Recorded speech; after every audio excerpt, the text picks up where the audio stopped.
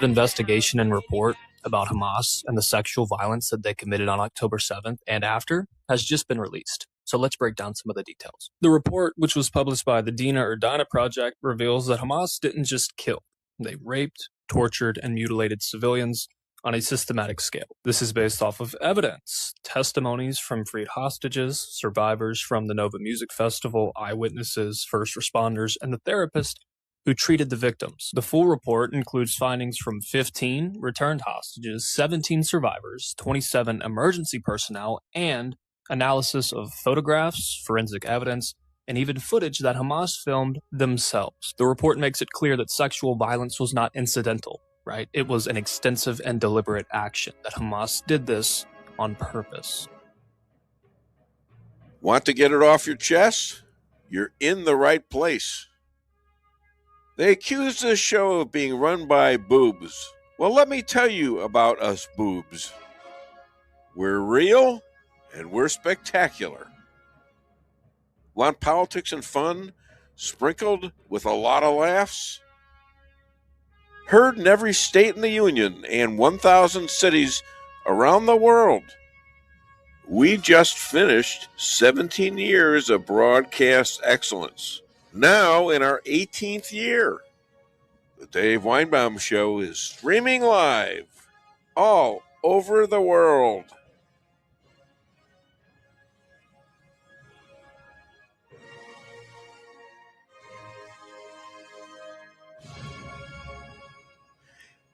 And what the heck is it about us Jews?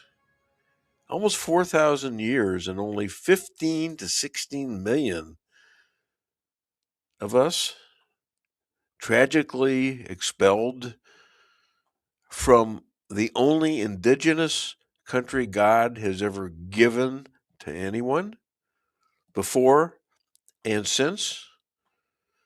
And yet we remain as real with thoughts and human behavior that rides the scale of good and bad behavior because we are human. We make mistakes.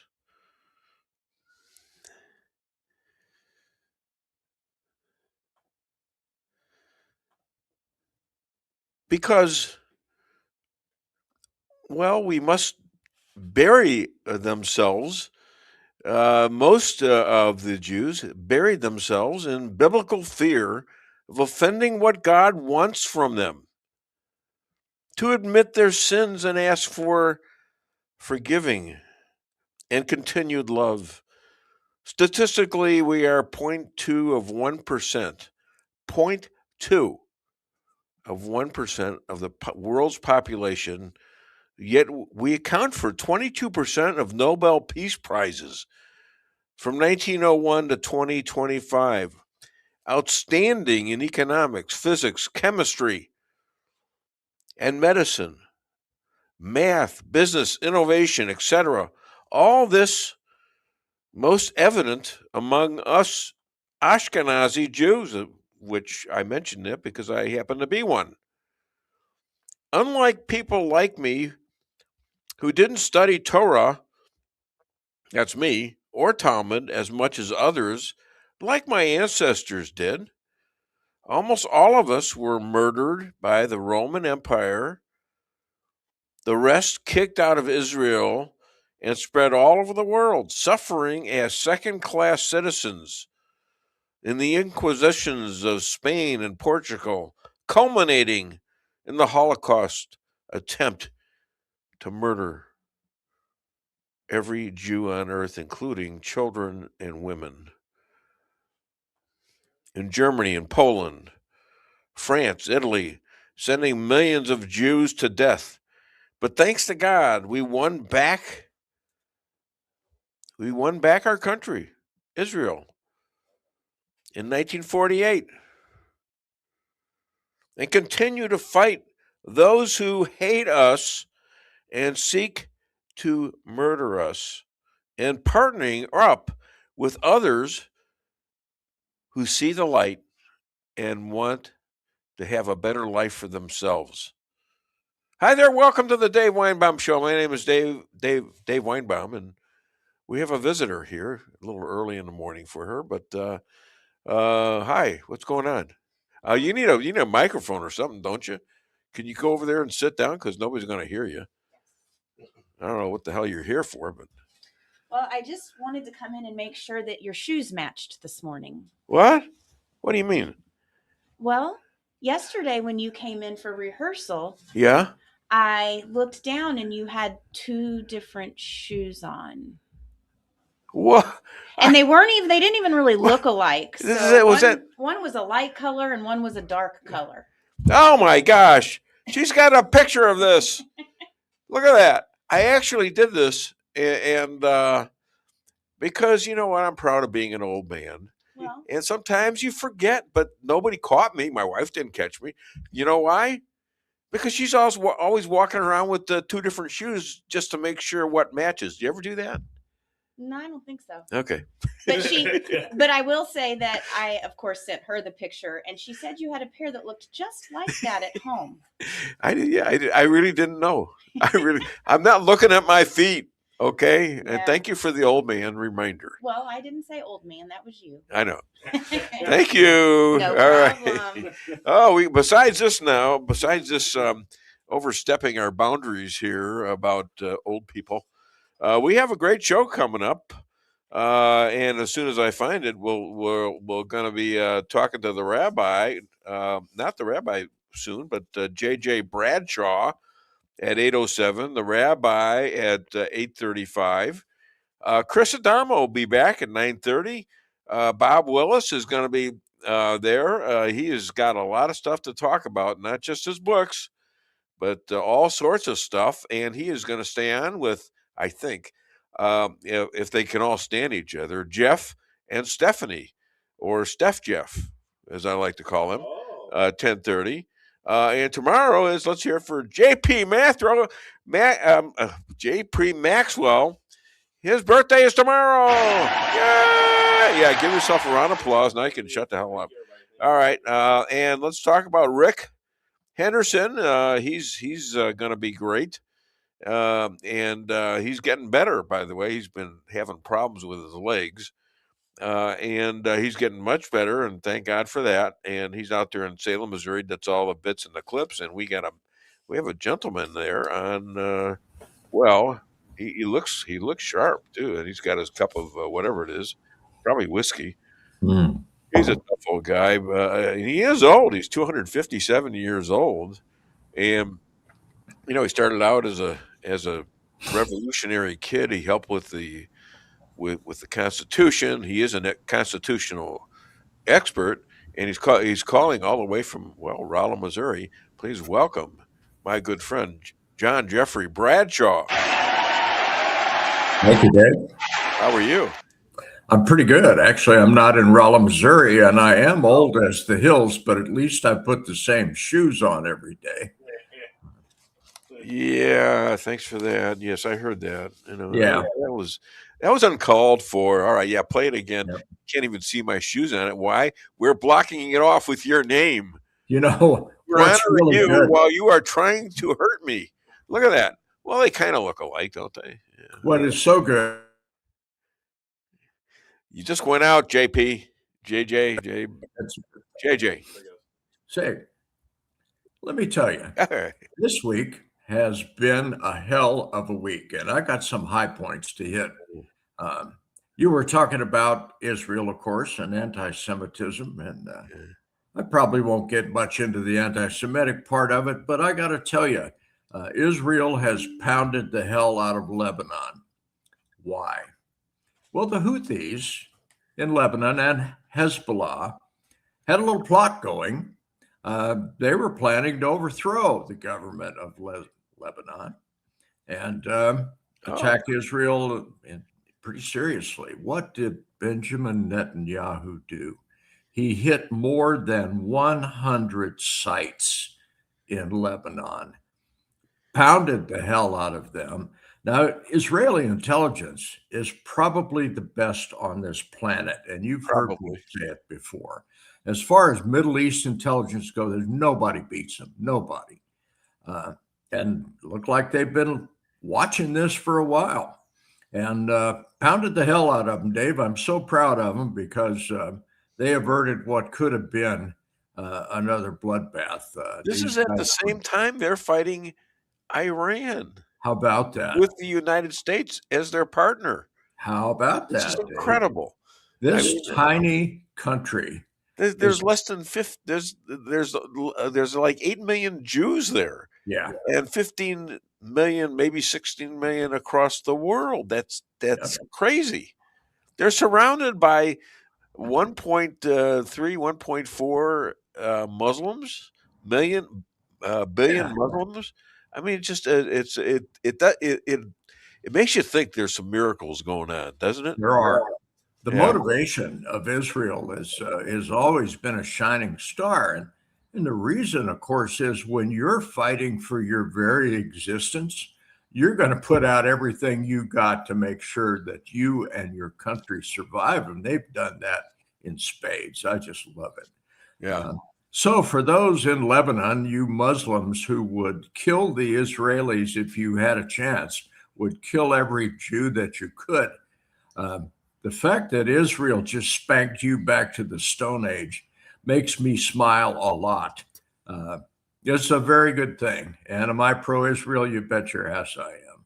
Yeah. So, yeah. I'm grateful for that, buddy. After 18 years, if you tell me you hate those schmucks, I don't know what I'd say. Nah.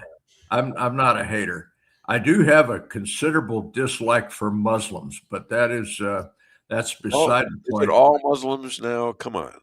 Not all Muslims, those that would kill us, which is most, as near as I could tell. Well, it's not most, because a lot of the Muslims hate each other. It's interesting. The biggest killer of Muslims. They kill each other.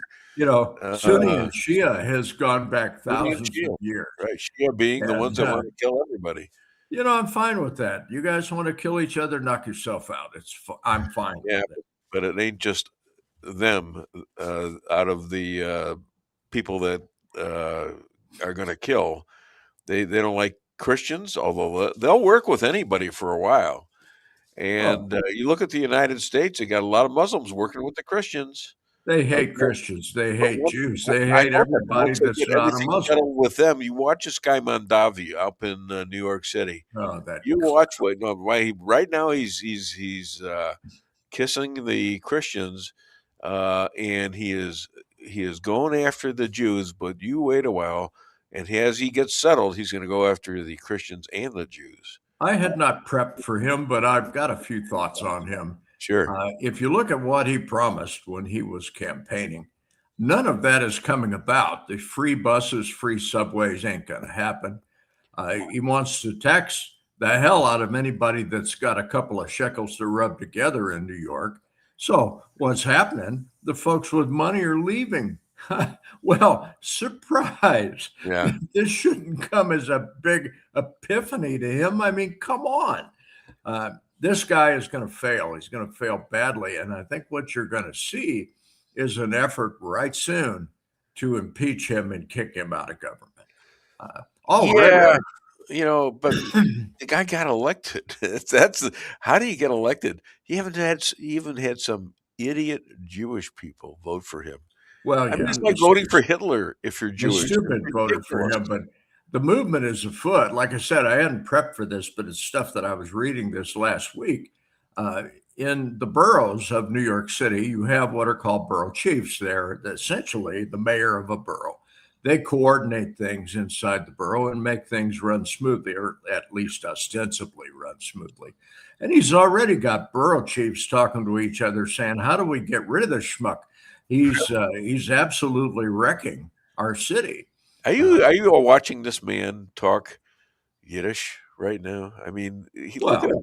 He's an American hero, a veteran, and a great engineer. He's talking schmuck and all this other stuff. Yeah. Where did you get that from? Probably you. That's right. Well, let's give me credit for it. You are the only Jew I know in Rolla, so Well, yeah, there you probably go. rubbed off from you. Well, I'm about the only Jew in Rolla. So. Well, it doesn't matter. And you know what? There's less anti-Semitism here in this small little town than there is in Chicago by far. Oh, sure. By far. Our state, Missouri, is pretty much a live and let live sort of Pretty state. much. We'll let you get by with all sorts of things. Yeah, like having Jew in your small town. I don't like the implication to that. Yeah, there's no implication there. But the fact is, we pretty much just want to be left alone. And if you want to be left alone, we'll leave you alone. It's as easy as that. I play golf. Sometimes I want to be alone. Sometimes I like to play with other people. There you go. And either way, they're fine with it. Out there on the golf course, whacking balls around, I could see that would be a pretty good stress reliever. I go shoot stuff. It's the same idea. Yeah, you go shoot stuff, and you have to inhale all that stuff from the gun. I go out there and I hit a golf ball, and breathing fresh air amongst all the animals out there, including the real animals, not the human animals. The smell of cordite in the morning is a good thing. Let's talk about Iran for a minute, because Donald J. Trump has said, okay, we're going to give you clowns a 2-week ceasefire. If you think about it, Tuesday night, we were going to bomb you into oblivion, hit about 100 power plants, blow up every bridge you got, and essentially starve you people to death, because with no refrigeration, you're not going to have much in the way of food. You'll be eating rice and beans.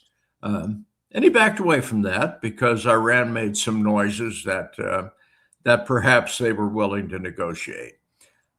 As I understand it, they've already broken the ceasefire repeatedly, but so far, Trump hasn't bombed them into oblivion. But that could happen. The Strait of Hormuz appears to be a sticking point. And this comes back to NATO, and we're going to talk about NATO in a minute. The Iranians let a couple of ships through, and they're going to let a couple more through. Part of this negotiation is that strait is to remain international water. The Iranians would like to charge each ship that goes through there a couple of million. They're already doing it. You're already charging them. That ain't going to fly for very long. There are about 13 nations that surround that strait. Iran has the northern end of it. There's a bunch of little ones around the Persian Gulf, and they ought to have a say in this.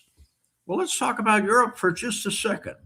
We've got these NATO folks, ostensibly our allies, that would not allow us to cross their airspace in the case of France, or use our bases in the case of Spain. Now, why should they do that? Why should they let us on their? We're gonna talk about have cooperation from them. We have defended these clowns since World War II. Back then, it was against the Soviet Union. They were worried about being steamrolled by the communists. Right now, they need to worry about being steamrolled by Putin, because he still has his eyes open towards parts of Europe, not just Ukraine. And who's been footing the bill for this? Let's see. That would be the United States taxpayer. We have funded the majority of NATO, and all that we have asked is they put 2% of their GDP into NATO, which they haven't done for the most part. And we've been footing the bill, and as a return, we get to use some bases that are on their soil. Donald Trump, you mark my words, this is prophecy from an old man. Donald Trump, there are 32 NATO members. We pay the majority of this. How about we back off and just pay 1/32 of what NATO requires, and we can watch NATO dry on the vine. In the meantime, some of the Eastern European states who would love to be allies of ours, and actually are, that's just not on paper, how about we make some treaties with them? Hey, we put some bases in your countries. We cooperate with each other. NATO quietly dies on the vine because they have no money coming in, and clowns like Spain and France are not going to pay much for their own defense. I think it's time they paid for their own defense. I think it's time they. I think I think Trump is. He doesn't. I don't think he really wants to break up NATO, but He's not going to break it up. Just going to let it die. well, yeah. If they don't have the United States, they have no protection. That's absolutely When right. when they found out that that Iran actually had access to bombing them, all of a sudden it was what? Oh my God, we got to do something.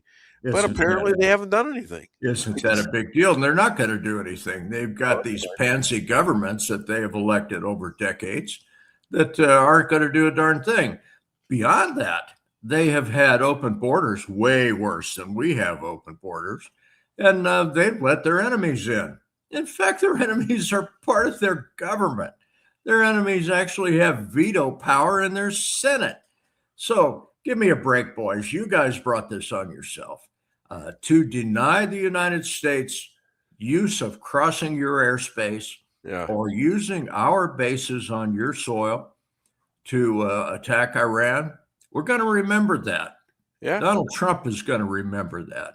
Well, yeah. And when you get your butt in a bind, it may be that the United States of America looks the other way and say, well, boys, you really need to recruit an army in a hurry, like tomorrow. Well, he's pretty much going to be in control of all the oil and gas in the world. Question. All right. No question. And so you also got the UN.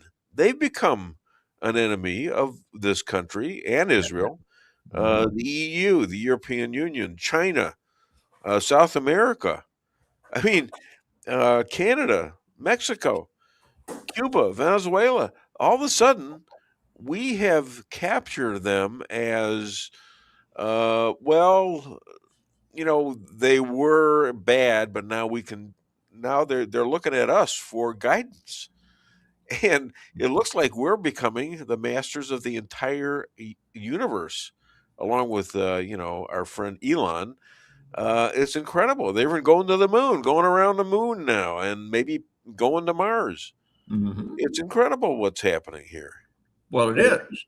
But, we need to consider the United States has been funding militaries all over Europe in particular, Asia much less. The Chinese fund a lot of that. But the point is the fact that our allies, our quote allies, would turn their backs on us when we have a need from them, I think tit for tat is going to happen here.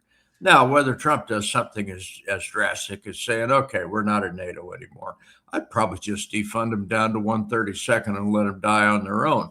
Those folks will start squealing in a hurry and maybe come to the table and admit their sins and say, oh, yeah, United States, we actually do want you in our country.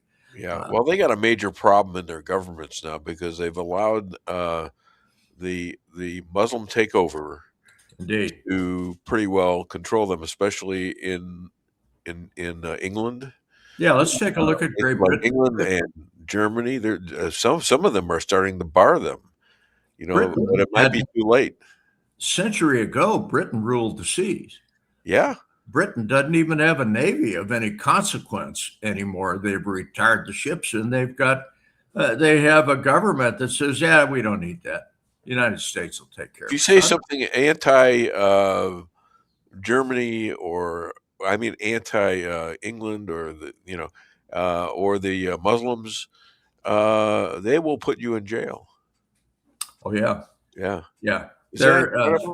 Freedom of speech, which once lived brightly in Great Britain, is pretty much dead, and in a lot of places in Europe, and that's a Muslim influence, and that's a DEI influence, and that's so many negative things, so many evil things influence. But boys, you let this happen. You voted these clowns in. Yep. So is it my problem? No, not my problem at all. You guys sink or swim, I don't care. Yeah. You have turned your back on our country when we're the ones that are keeping you. We kept you from speaking German at the end of World War II. You need to maybe think about that a little Speaking bit. German or being annihilated. Yeah. Here's your choice. Exactly. The ironic thing about this was that you know, they had a lot of Jews in Germany, and a lot of them were physicists and all sorts of scientific knowledge. And when they got wind of the Holocaust about to happen, they all moved to the United States. Now, if they had stayed in Germany, Germany would have had the nuclear weapon before we did. Or they would have died. Or they would have died. Well, and that's right. So it's an incredible thing sometimes when you lose something and you don't give up, you still might be in play. And that look at Trump in 2020. Oh yeah. Allegedly he lost. We know now that it wasn't a loss; it was stolen. And he weathered the storm. And when the American people figured it out, finally, they elected him again after 34 convictions. We elected him. We elected him. Yeah. Well, we had to have some people from other than this show to get him elected. I mean, this show is very powerful, I know. But the mega conservatives in this country are what got him elected. Yeah. For a change, we actually got together and voted as a bloc. We don't do that very often. We got to do it now. We have, and it's going to be a tougher row to go because of the midterms.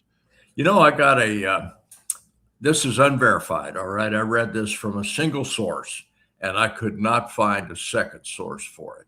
But Walgreens drugstores, of course, they're all over the United States. Yeah. And in New York City, Walgreens is closing 100 stores. Yeah. Okay. Why? Because the police refuse to arrest shoplifters. Folks walk in the store and just carry stuff out. Walgreens themselves are not allowed to hire private security in New York City. Well, end of story and end of business as you know it in New York City and how about that? Maybe all the blue states. I said this is unverified. I will look further. I heard that too, but I'll look further today per second source. Correct. But Mondami, here's the result. Out of there. Yeah. Why would you want to do business in New York City? I didn't want to do business in Chicago. And at first I wanted to go back to Chicago. I'm from there. Mm-hmm. And I wouldn't want to do business in Chicago these days. I mean, it was always rough, but this is horrible. It is. People in Chicago, the blacks in Chicago are Trump supporters these days. They hate their own black Can you blame him? He's an idiot. How'd you like to have J.B. Pritzker as your governor? Oh, please spare me. You know, I went to a thing with my old coach, a reunion with my old coach back in about 2015. And I got together with some of the guys I played football with or played ahead of me, played behind me, all black guys and me. And I says, and they're talking about the south side of Chicago. I says, yeah, my cousin just got killed. My niece, she was 10 and she got bullet wounds. And I said, I looked at these guys. I says, you know what? What the hell are you guys doing about this? And they looked at me like, us? Yeah. Yes, you're the leaders of these people. They admire you, for goodness sakes. Why aren't you in there fighting this crap? Okay, because it's just going to continue. And I don't know if they didn't really commit to it then, but I think more and more are committing to it now. Oh, can you blame them? Your very survival is a question here. Say, if you remember Donald Trump's State of the Union address, which the Dems put You got that? What's that? State of the Union address. We actually have clips of that. All right. And we're going to play one right now for my audience and for you. Okay. So it's going to happen here very shortly. JP is on it. We're getting it. JP is on it, damn it. So here we go. There we go.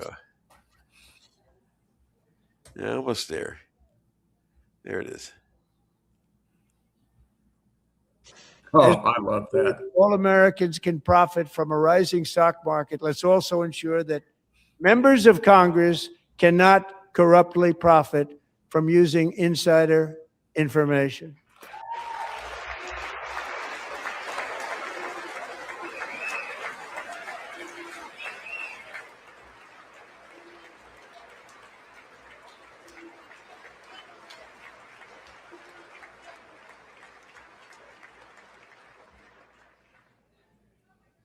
They stood up for that. I can't believe it. I can't believe it. Did Nancy Pelosi stand up if she was here? Of course not. Doubt it. Pass the Stop Insider Trading Act without delay. That's it. Okay. I love that. Is that cute or what? It's actually the words they were saying. Yeah. Back then, so. At the State of the Union address, Donald Trump announced that J.D. Vance is going to be heading an anti-fraud unit of the federal government, which is a follow-up to DOGE. If you think about the history of all of this, Elon Musk ran DOGE, exposed a whole bunch of corruption and fraud, and now Vance is going to follow up with this. Well, you hear things like that from presidents over the decades, and for the most part, absolutely nothing happens. They're all empty promises. Right. This, however, looks like it is going to have some activity to it. It was just announced last night that fraud unit prosecuting 5 right now in California. They got 21 suspects, $267 million, and that is from 1 week worth of investigations. That literally the last 7 I saw the attorney general of that state, like the state of Minneapolis, say, well, we've always been working on this. Yeah. We're working on it right now. Yeah, you're working on it, but you're paying nothing but lip service to It's it. been Why? going on for 20 years. Yeah. In California, maybe longer. I think Vance is, as the titular head of this, is actually going to be pretty effective at this. J.D. Vance is not someone to sit on his laurels. So, some people just shrug and say, well, there's always been fraud and there's always been corruption. Well, I'll shrug and say that too, but at the same time, I've got to say this needs to stop. We are pouring money out of our coffers into things that are very much grossly anti-American. Why would we do that? Why? Because our politicians make money off of that. They get power off of that. Sure. So I'm glad to see that someone is looking into these things. All right.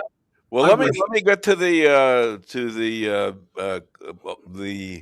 notes here from other people, and if you want to contact the show, call 573-578-2700 or. You can also comment and reach us on Facebook, X, YouTube, and Rumble. Okay, Rick Camino. He's a good friend. I hear that he's a good friend of the guy we use for clips and bits, Ricky Kenderson. Yeah, I forgot his last name because I'm looking at the face of this Rick Camino guy. He's got a monkey somewhere. I don't know what the hell's going on with that. Patricia Odin Maxwell, sounding good, looking good. Go team. She's great. Pastor Pat. Pastor Pat. That's Roy Maddox. Good morning from Oklahoma. Obviously, good morning, are you in Oklahoma? I don't think you are. I am. You're in Oklahoma. Oh, okay. I am. All right. So you're both from Oklahoma right now.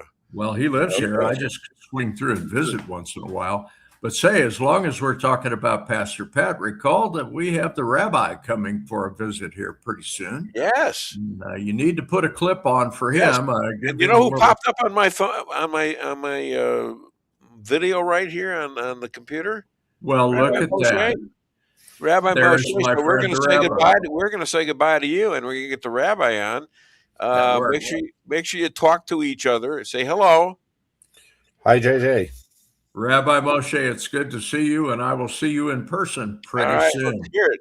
For JJ Bradshaw, thank you, JJ. Right. Thank you. Bye-bye. Okay, and ladies and gentlemen, now we've got a man who's, he's a wartime rabbi. He houses IDF widows and their kids with the money we send him please welcome straight from Israel, Rabbi Moshe Rothschild. Rabbi, how are you? Hey, I'm good. How are you? I'm good. Did you read all those books behind you? Yeah, most of them. Yeah, okay. All right. So are they religious books? I don't know. They're too small. I can't see them. I think we caught you in a little lie there. UK, France, Germany, Canada, the EU are all calling now for a Lebanon ceasefire after Israel and Hezbollah traded blows, and quite frankly, Hezbollah attacked Israel all of a sudden. Where did they get all the? First of all, where did they get all this ammo? I thought Israel pretty well took care of that, and Hezbollah is back there too, bombing us. Still, what's going on? Well, first of all, these guys they have nothing to do now that Iran and the United States signed a ceasefire. So, they have nothing to comment on. So they're focusing their comments on Lebanon and Israel. Yeah, that's true. Of course, they don't care that more Christians were murdered in Nigeria in one weekend last weekend than probably in the last 5 years in the Middle East. But nobody cares about that. Who killed the Christians? It's the Muslims. But if it's not Jews, it's not news. Nobody. You have Muslims that live in Israel and they love Israel and they actually are in the IDF. So why are those Muslims then? And they have Christian. We have Christians too in Israel.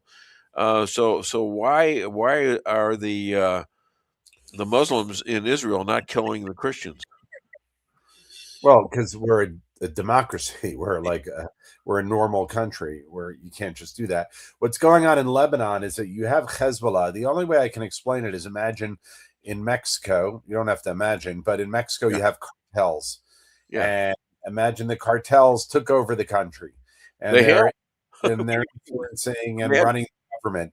And the United States tells Mexico, either you stop them from bombing us, you stop them from firing missiles at us, you stop them from coming across the border and committing acts of terror, or if you don't, then we're going to do it ourselves. Yeah. So basically, Israel has warned Lebanon year after year that if you don't stop Hezbollah, then we're going to have to do it ourselves.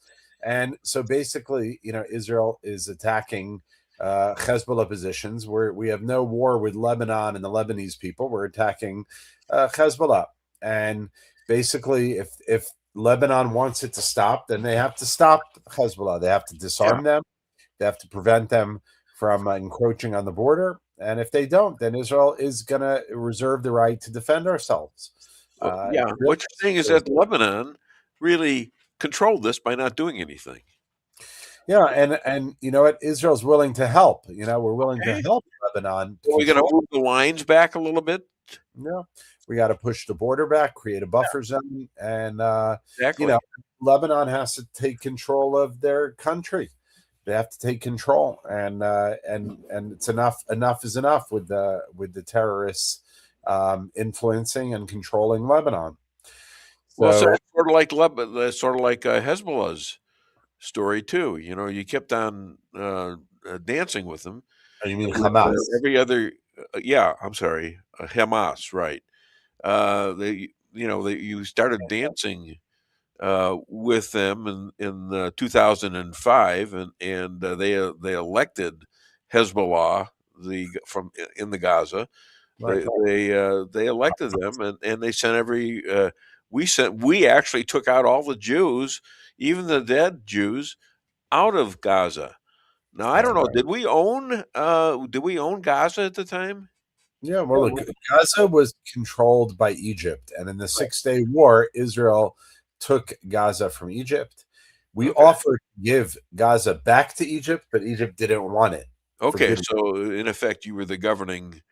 Exactly. You had governing rights to that since 1967, and the truth is that Hezbollah and Hamas are both proxies of Iran. But the ceasefire did not include Iran. Did not include, Lebanon. Right. And so while the Iranian front, has gone quiet, Israel is still bombing and attacking the Hezbollah in Lebanon. Yeah. I find it actually a bit comical that Iran is whining that Israel shouldn't be attacking Lebanon, which is basically an open admission that Lebanon is being controlled by Iran and their proxy. Now, if you take that to its logical conclusion, if Iran says that Israel shouldn't attack Lebanon, and that'll end the ceasefire, if Lebanon attacks Israel, then the ceasefire should also end. Sure.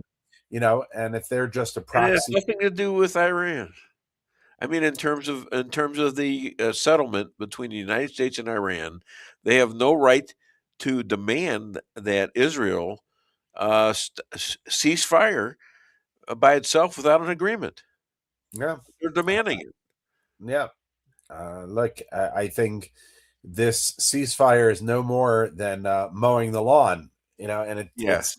it's hopefully after 2 weeks, in my opinion, it will be much better if we go back to bombing them. But Why did we stop?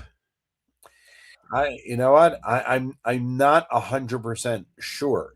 I know what Donald Trump said, but basically, that their 10 points are a good basis for beginning of negotiations, and we're going to give. Did he give them a chance to straighten out their whole total, 1,800-year way of doing business, and think that was going to work? Look, we in Israel, we're willing to sit in the bomb shelters for longer. We're willing to, put our country at risk for the sake of getting rid of Iran once and for all. Yeah. So people here are not happy about the ceasefire. But, one thing that you can predict about this area is that everything is unpredictable. So, and you have freedom of speech there. Yeah. And so Netanyahu's getting a lot of flack, I bet, right now. Is he? Yeah, because people think that we should not have a ceasefire. They want he's negotiating with Hezbollah and Lebanon. So we'll see. Every brings new surprises. Very interesting. You got to trust the judgment of Trump, but everybody's in the United States. We're all talking about. They say that Trump is being controlled by his cabinet members and things like that, and there's no way that that's happening. I think if he doesn't like a part of his administration, he fires them, and has in the last 3 months or so. Right. So I'm not sure. People are saying it's pressure from the price of gas, all kinds of things. So I don't know. I honestly, I have a question now. I asked you this question on the spot when you had us on a tour, where we went to the caves that held the deep sea scrolls. Yeah, scrolls. And I asked you, I looked for this. Why doesn't it mention Jesus? And I ask you that again because, you have to wonder. I mean, maybe his reputation at the time did not include the people that wrote the scrolls or something. Right. So we discussed this a few weeks ago. When they found the Dead Sea Scrolls, there was a lot of anticipation that there would be more information forthcoming about Jesus, because the scrolls cover the period when he was alive. Yeah. And there's really no mention of him in the Dead Sea Scrolls. So that was a bit of a surprise. Were there other people who were like Jesus who were preaching amongst the populations? Of course. I mean, that was a very Baptist, was it? John the Baptist, for example. Yeah, no, I'm not even talking about people in the New Testament. I'm just saying in general, there were plenty of preachers going around teaching. There were lots and lots of teachers going around. Were they teaching Jewish or teaching different type of religions? No, of course, within the Jewish faith, but Yeah. there's a lot of variety, Because Jesus was he was a rabbi, according to him. He was the Second Temple, lived in the Second Temple period, and when you study Judaism during the Second Temple period, there's a lot that you can understand from that background. Sure. All right. So, will Israel? I've already asked that question. I'm out of questions. What do you have? What else? Do you have any things that are really bothering you? And do you have any? Clips that are really inspiring? Well, I saw something very funny, which is very indicative. There was a guy who went to college campus and was interviewing protesters, people who protest the war. Yeah. And this was a serious video. It wasn't AI. He asked one of the students, he said, have you heard that we're attacked? We're trying to open up the Straits of Hormuz, that Iran has closed the Straits of Hormuz. And she said, yeah. And so he said to her, well, do you think that that's discrimination against the gays of Hormuz? Why only worried about the Straits of Hormuz? And is that your joke for the day? No, it's not my joke. He asked this to a college student, and she responded seriously. Serious? Yeah. And she said something. Well, sometimes you can't not be funny without.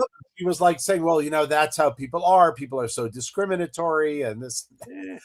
I was almost crying when I watched it. All right, we got another clip, and then I'll have to get rid of you. I know that because of the upcoming Sabbath, correct? Yeah. All right, so I'm going to send you this clip here. Hit it. We've had good evidence on this for a while, but this is the most comprehensive yet. But where is the world?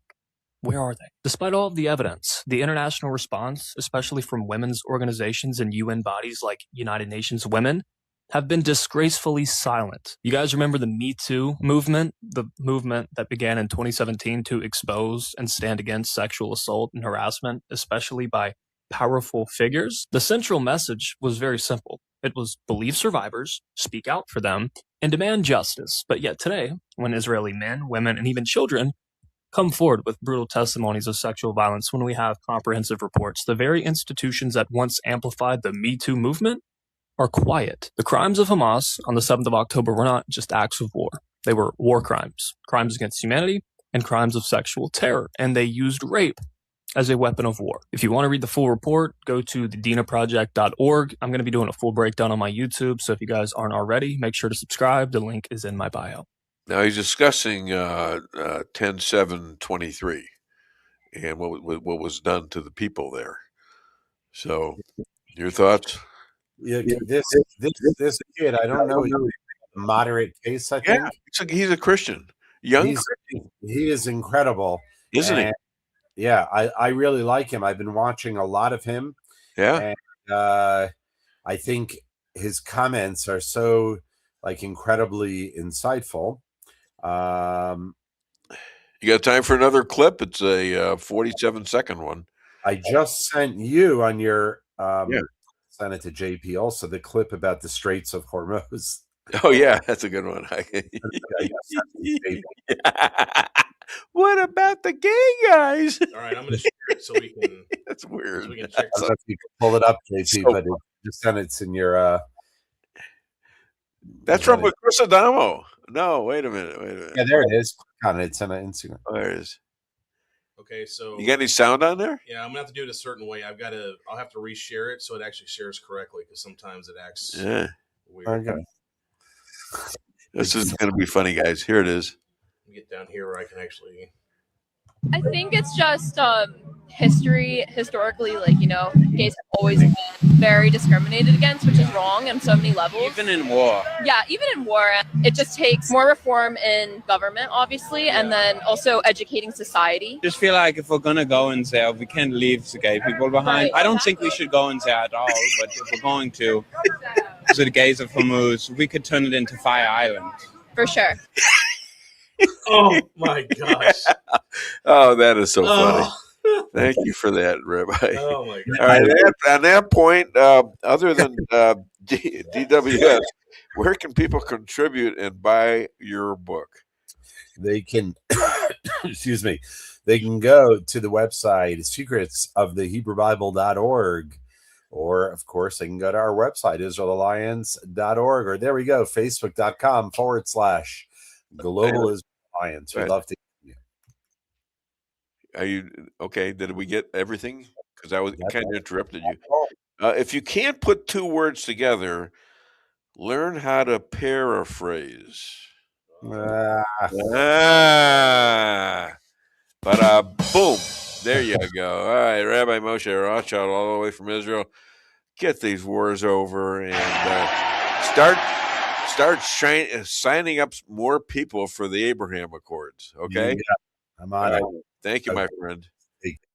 All right, bye-bye. All right, that's Rabbi Moshe Rothschild. Always killer act right there. Let's do commercials, and we'll be back in about 5? 5, 6 minutes. Make sure you got the Willis commercial too, right? Yeah, okay. All right, good. Honey, what are you doing? What does it look like I'm doing? It looks like you're filling up a swimming pool. Yep, I'm filling up a swimming pool. In our living room? How else am I going to watch the game and stay cool?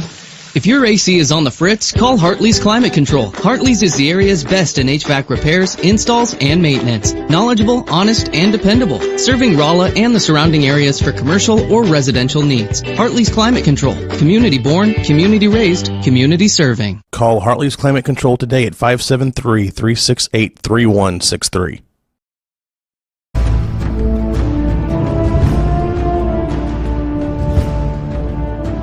Never be too coy to tell your friends and family about koi sushi and hibachi. Celebrate the best Chinese-Japanese restaurant in the Midwest. Call 573-426-5551 to make a reservation or order takeout. Locally owned, 1808 North Bishop, Rolla, Missouri.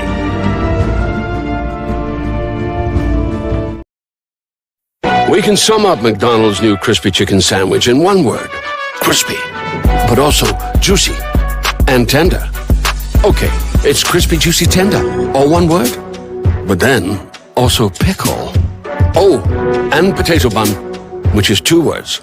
Okay, we can't sum up our new crispy chicken sandwich in one word, so you'll just have to try it to understand it. Order ahead on the McDonald's app at participating McDonald's. Ba-da-ba-ba-ba.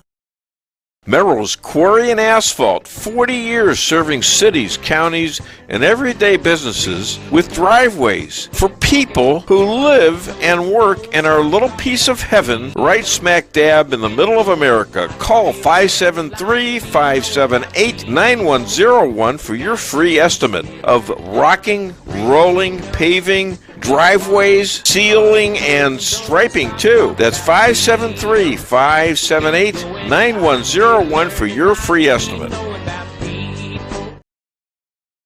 Your home is your castle. You don't need unwanted hassle.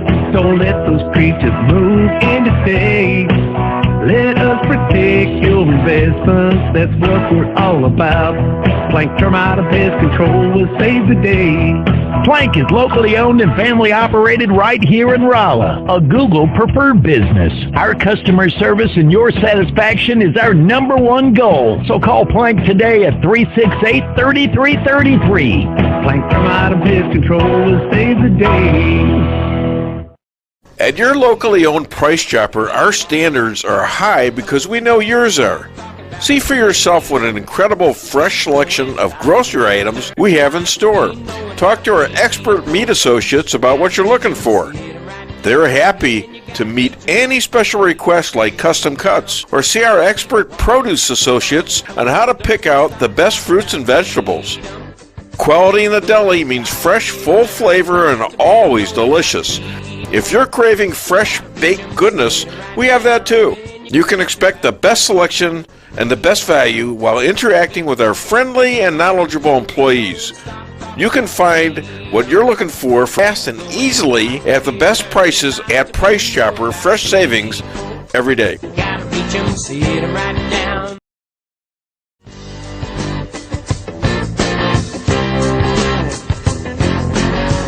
insurance going up like crazy? Daniel and Henry Insurance is one of the largest private insurance companies in the world. Richard Boyette, 314-444-5011. He's my guy at Daniel and Henry for 10 years. Business or personal, call Richard at 314-444-5011. He's the best. Maybe it's for a kitchen you've always wanted. Maybe it's just to have a little extra room. Whatever the reason you're considering a new home loan, it's good to know that Town & Country Bank will guide you in the right direction. Our experienced local lenders are here to help you with a new home construction, remodeling projects, and fixed and adjustable rate home loans. You can even start the process online by clicking Online Mortgage Center at tcbanks.com. Smart, friendly solutions. Town & Country Bank. Member FDIC, Equal Housing Lender. Greetings, everyone. I'm Bob Willis, an author and a writer, and I write nature books. I live here in a ranch on the Ozarks and have published many books over 2 decades of writing. The Trout Adventure series of books was about traveling the world with a camera and a fly rod. The Last Buffalo in Kansas is a true story about one family's journey through 100 years of American history. A couple of years ago, I decided to write a children's nature series of books. 2 of those books have been published. The Adventures of Dog is a story about a puppy that grows up on a ranch in the Ozarks and has fabulous adventures. The Adventures of the Cats R Us Gang is about a group of cats that band together to protect the ranch from a dastardly group of raccoons. Wonderful stories for children, wholesome, about nature and the Ozarks. They're available at Amazon, Barnes & Noble, and in Walmart even. They're available locally at Reader's Depot. Hey, take a look at them. Thanks a lot. Okay, we are back, and my little wifey is in here, and she's kind of tired and had a couple of rough days. Yeah. Correct? Worked really hard, yeah. Worked really hard. Well, I was out there watching my grandson play golf yesterday in Salem, Missouri. Batteries are dead. My batteries are dead. Your batteries are dead? My body batteries. Oh, your body? Batteries, yes. Body batteries. Yes. Okay. Did I marry a robot, or No. I'm not sure. It's the Hashimoto's. Hashimoto's, yeah. She has a disease called Hashimoto. It sometimes gets really bad when you get old. Okay. You know, I was eating she makes me a great sandwich every week, and that is it's lox and everything bagels with sauteed onions, sometimes tomato, sometimes not, and cream cheese on both sides. And this morning, I swear to God, it was like, I don't know if I can see this. It was really tall. It was really tall. I got too much stuff and I had on to stamp it down with my hand so that I could fit my teeth in. And I kept hearing, as I was chewing, I kept hearing something like paper rattling next to me. And what it was I was having toughness opening my mouth big enough to allow this sandwich. And it was actually like making a noise every time I chewed into it. You know, getting old is really an adventure if you get it. I mean, things change. You get things in your eyes that block off your eyes a little bit here and there, and you learn to ignore them, quite frankly. Oh, Frederick, I wasn't talking about you, Frederick, but this is Frederick V. Gale. Hello from Lawton, Fort Sill, Oklahoma. Hello, Frederick. Thanks for contacting the show. John Jeffrey Bradshaw, love Rabbi Moshe. What about me? Now I'm jealous. Patricia Odin Maxwell, Rabbi Moshe, we will see you on April 26th. City of Light and Life Ministries at 3 p.m. What day is that, by the way? Is that a Saturday or a Sunday? 2 weeks from Sunday. Sunday. Yeah, you can't do it on Saturday, but you could do it on Sunday. I wonder if a rabbi is allowed to go into a church on Saturday during the Sabbath. I don't know. You're not supposed to preach on the Sabbath, are you? I don't know. Anything, I don't think, but... Yeah, why did Jesus change that, by the way? I wonder. Did he change it, or did somebody else change it? I don't know. Yeah. Good question. I forgot my computer. Oh, my wife forgot her computer. There you go. Okay, so we're back to the show. What do we got up next? We have we have Chris Adamo, I think, coming up, and he's going to be hot. He's got a new book. Is that right? It's about time he did that. Yeah, I don't think it's his. I think what it is that it's a book that he sent me. He's want to talk about. I think it involves the all the stuff that went on in Wyoming with how the caucus got turned around there. Yeah.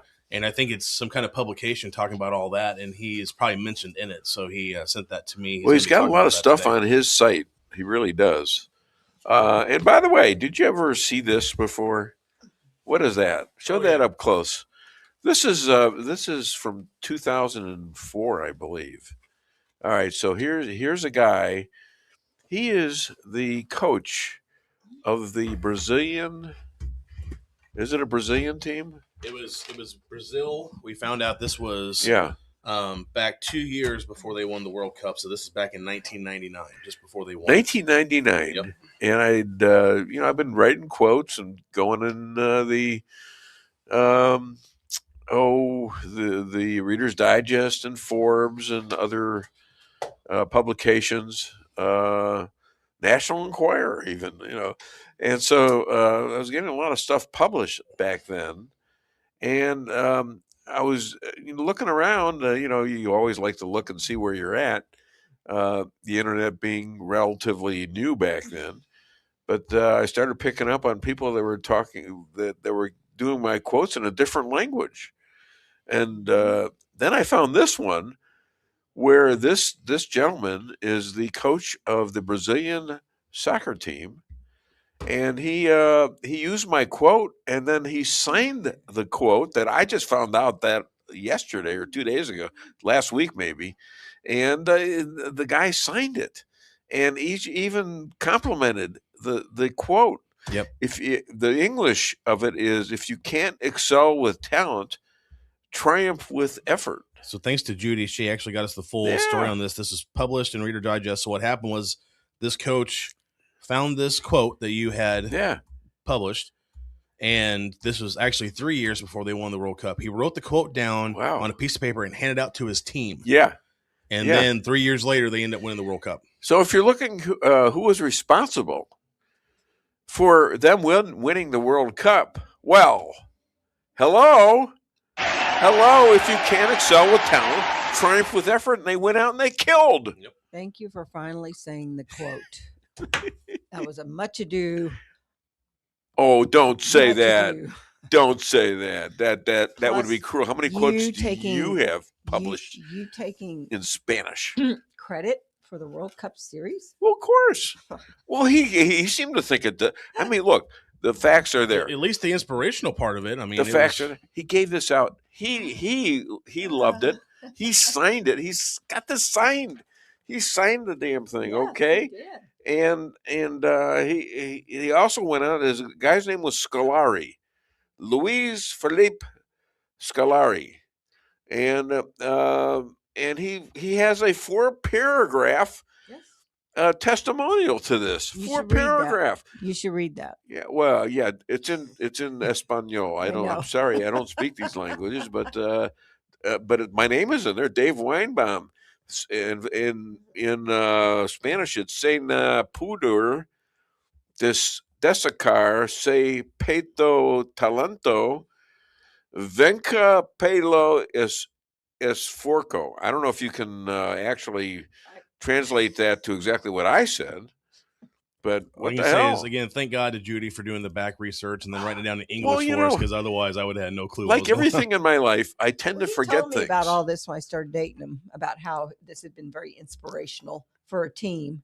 You told me about that. Well, of course. Well, that means and then he was that means I have to get a little bit of credit. And then he used to Google himself all the time so that he could see all of his quotes translated into different languages, and then he would show me. Well, I do that with the show right now and stuff like that. So what else do you need? In all honesty, if I had stuff published, I'd be doing the same thing. So who doesn't? First of all, it's important to see if there's opportunity. A window of opportunity won't open itself. Another one. Yes, dear. And I was. And so you're really looking for impressed. what can Really this mean? impressed. How is this happening? Is there any way to make money off of these things? Is there any way off of my jokes to be a stand-up comic? I didn't done that for a while. I haven't done it in a while, but I like to think I'm still doing it here. So I think people are getting bored by this. I know I'm beginning to get bored by it. So, I'm frustrated. so I think we need to go to some clips. I still can't find your show. Huh? I don't know what the hell is that about. I don't know. That's not good. I'm still getting a count on here. It's not a huge count, but it's a count. Let's do. We haven't done Mendoza, and we haven't done Hughes. I say we do these right away because these guys. These are two other great things happening in sports. None of them. I don't know if they read my quotes or not, but maybe you never know. If they listen to this program, they would have heard it or seen it. This is Fernando Mendoza and Jack Hughes, ladies and gentlemen. Here we go. Da da da da da da da. There it is. Fernando keeps it himself. I'm gonna run.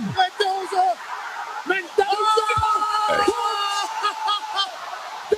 What a run!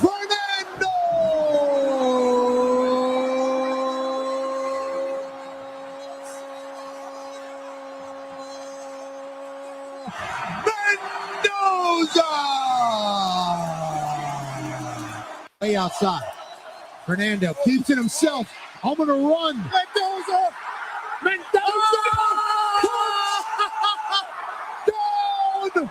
Fernando.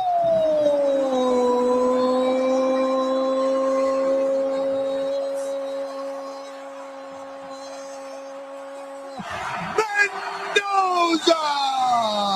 Yeah, we're gonna play. We're gonna play another one from the hockey game. And while we're getting that loaded up, I got to say for Mendoza, great story there. He literally went to the losingest, if that's a word, football program in college football history. Yeah, led them to an undefeated season in that Indiana, and led them to that championship game victory over a very good Miami team who was playing very hot. By the way, well, where did he want to play? Well, the rumor was there was actually a couple of different places that he wanted to go. In Miami, the main place was Miami. They wouldn't talk to him. He's Cuban. They wouldn't talk to him. Okay, Fernando Mendoza had to go to Indiana to show how great he was. So now he is going to be the number 1 overall pick in less than 2 weeks in the NFL draft. And his reward is he gets to go play for the Las Vegas Raiders. Yeah, well, that's going to be a challenge because now he's going in with the big boys. Not that these guys weren't. I mean, they were tough. Miami was and well coached, but he's going against the big guys, and he might not have the protection that he had. I think they're working on trying to get it for him because he's definitely going to need it, and he's also a God-fearing man. He's very much and so it's just been. He's cool a to kind of see great. his rise. He's a great personality. Yeah. He's a supercharged Christian. And he's a believer of never giving up, obviously. And this is what you want to be and to do in life. And now we're going to play. You don't want to give up. Now here's another case: a Jewish hockey player, ladies and gentlemen. Well, it looked like the Canadians are going to go back the other way on a 2-on-0, and Zach Werenski stays with it after Jack Hughes stole it. He takes it away from Cale Makar, and that reaction. There's a guy, they won 1982. The last time we won Olympic gold in men's hockey was 1980 against 1980, beating the Miracle on Ice, beating the Soviet Union in the bronze game. Wow, and 46 years, and they went on to beat Finland 46 years later. And Canada has always been the team lately that keeps getting in our way. Wow. And they had a chance to beat them in the they played a Four Nations tournament 2 years ago. Yeah. We were in that championship game. We had the better team, they said, and Canada still beat us in overtime. And a little bit of local tie here. Do you know who the Canadian goalie was that he scored against to win the gold medal? No. The St. Louis Blues goaltender, Jordan Bennington. You kidding? Canadian. Nope. He was playing, and he had played a great tournament and great game. Is he still with St. Louis? Oh yeah, he's still as of right now. I think he will be traded probably next year, but his contract's coming up. A whole lot of stuff going on there, but so yeah, he ended up scoring that goal against Bennington, who had a great game and a great tournament. Yeah, yeah. I mean, they were ahead 1-0, weren't they at first? Yep. And our goalie was amazing. Hollerbuck. Oh my gosh! Stood on his head. Because I think Canada was dominating there for a while. Don't you? Canada has always been very good in hockey, and it's just recently that we have caught up to them. Yeah. So that was a big win for us. Now we've caught up because we can use professional guys. Like Jack Hughes is a professional. He plays for the New Jersey Devils. Yep. Right? Yep. How do you play for if you're Catholic, how do you play for a team called the Devils? Unfortunately, you don't get a choice in what the team's even name, so even Jewish, you know. Yeah. We don't want to play for no devil. No. We want to play for God. Yeah. Okay, what the hell's the matter with you people? Okay, so in the Epstein case, we've got a little news on that. No news is bad news in the Epstein death and the investigations into such, and they got a noose problem. One guy saw a noose and the other guy didn't. And it's all messed up. You got to think he was taken out. Because, you had two guys up there who were guards. They were both asleep at the same time. And nobody was in there from and yet you have some film of somebody carrying either linen or something late at night in there. And it wasn't supposed to be done at night, and nobody knows who that was. So, and you got Bill Barr. He's a lying schmuck, okay? And I know this from almost fact. Here's a guy that he's the AG for Donald Trump.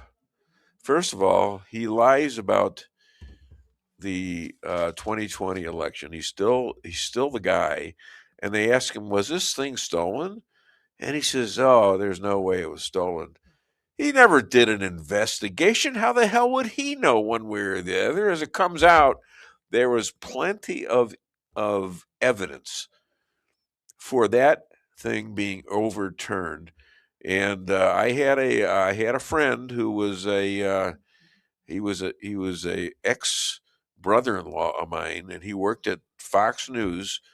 And he got to meet all the guests, and he also did a lot of work at the White House and things like that. He calls me up and says, "Hey, Dave, I got Bill Barr in my office. He's about ready to go on live on Fox News." He says, "You got anything you want to ask him?" He said, "Yeah, sure do. Yeah. Why is he lying about the not only the elections?" But I don't know if I mentioned. I probably didn't mention the Epstein thing. But I said, "Why is this guy lying about the elections?" This is how would he know? He never investigated it, and quite frankly, it's not even.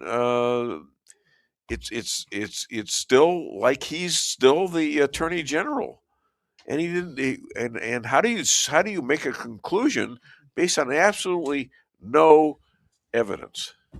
The other thing too is here he is, Trump's attorney general at the time. Yeah. Joe Biden has just been declared the winner. I'm quoting of the 2020 election, so he's taking office in 2 months. And on day one, he has all these executive orders that are out. Just yeah. You can't write all those in a day. What happened? Bill Barr was using the last 2 months that he worked for Trump to write up Joe Biden's impending executive orders. He was already working for Biden. He was already on the take. These guys are so disingenuously evil. Just unbelievable what Biden did to this country. And but on the other hand, the people in the United States caught up with that, and they began to understand that this stuff, these people arresting Trump were directed by the administration of Biden, and let's be truthful about this. This goes all the way to Barack Obama, who pretty well codified the Russia thing by actually okaying this as information when he knew it was a lie. In fact, he's in legal problem these days, and he's going to have to go before Congress probably. Now you can't really do much with Biden because he's like, demented much further than I am anyways. Let's put it that way. Yeah, he probably doesn't put his wrong shoe on the right foot. So Yeah, please don't compare yourself to Biden. It scares me a little. Thank you. But you have to wonder. I put my different shoes on. I'm not like you put shoes on for figuring out whether it's going to match your gown or match your dress. Oh yeah, it's part of the outfit. Yeah, okay. You have to try the different shoes. Okay, well, mine was part of the. Then you change to one pair or the other. Yeah, well, I thought I was not. I just thought you liked both pair and figured I'm just going to wear one of each because they just both look so good on me. I could have probably lied about that and gotten away with it, but I thought it was funnier to use it against me. It's almost, how do you make fun of yourself? And look at, there it is. And that's when I first found, this was after the rehearsal yesterday, after the rehearsal. And look, and they're so similar in color. I didn't even notice. We're going to leave, and then. Well, wait a minute. Summer was there. Yep. And she says, "Are you sure you've got your?" Are you wearing two different shoes? Are you wearing? Yeah. He says, "What's?" I said, "What's the matter?" She says, "Well, you got a problem, I think." I said, "What's my problem?" He says, "Well, you want to look down at your feet." Okay. I said, "You got to get a camera." I mean, nobody's going to believe that I was as stupid and senile. And at least my zipper was zipped. Okay, as my wife says, "Make sure your zipper is zipped." Mine tells me the same thing. You got dementia too, don't you? Apparently, some days he's like 40. Yeah, he's a kid. Get ready to be 42 he's tomorrow, a kid. and look at that. I'm already losing it. Oh, I think we're really entertaining people here. Somebody asked me, "Do you do it like off the, you don't have guests or anything?" And I said, "Well, yeah, I got guests." But he was expecting me to say is I just come to a show and do a show based on my own personal knowledge, and I don't use other people. I've never done that. I mean, but in terms of, entertaining people, I think people who know a lot of good stuff, especially people like Chris Adamo, who's coming up next, and got Willis coming up, Bob Willis coming up, a great author, a very smart guy, was big in government for a long time, federally, and a great athlete. My golf coach, my personal golf coach. So I like talking to people like that. I want them to add to my portfolio, so to speak, by them saying stuff that people will learn that they, I'm not that smart. I mean, I'm decently smart, but I like to hear what the other side says sometimes. You couldn't get a liberal to come on this show, I'll tell you that. I don't think so. But, hey, I have tolerated them until they started swearing at me. Then I had to get rid of them, but. We played the Mendoza clip earlier, and I know you love the game of basketball. Yeah. So I had the honor last night of playing in my second time playing in it. S&T does a charity basketball game where they have a lot of their staff play, and we just do it for fun, but it's a canned food drive. Everybody brings, instead of admission, you bring a canned food item or a whole bunch of them, and we donate those to one of the food pantries in town and all that. And so it was only a 7-person squad, so it was already kind of a short bench, and we played a full 40-minute game, like two 20-minute halves, and 2 minutes in, one of our players hurt her knee and had to go ahead and she's hurt, so she's out. Yeah. So now we're down to 6 of us. And I played in it last year. I played in just a few minutes. I hit one shot, my only shot that I took. 3. And, yeah, and I this remember year that. actually got. I was thinking about that today. I actually had a chance to. I hit a couple of 3-pointers last night. I ran Yeah. point guard for part of it, bring the ball up, had a couple of assists and rebounds, and then we lost by 2 in overtime at the buzzer. It was. I would be a little bit cautious about you blocking people off. Did you do that? Yeah, screen. Yeah. Yep. And Did you knock anybody down, especially women? No, I was nice. Because I'll call the cops on you. No, it was nice. We did have one. I will call the cops on you. One if of the you other knock down a woman. One of the other guys did that. One of my teammates did get into the post. There you go. I mean, But it was kind of the cool thing because we actually had the lead, a 6-point lead with about 7 minutes left. And then in overtime, suddenly they get a 5-point swing. So now they're up 5, and we're down by 5 points with just probably about 30 seconds left. So we have the ball. We're like, we got to hit a 3 and then try to steal the ball.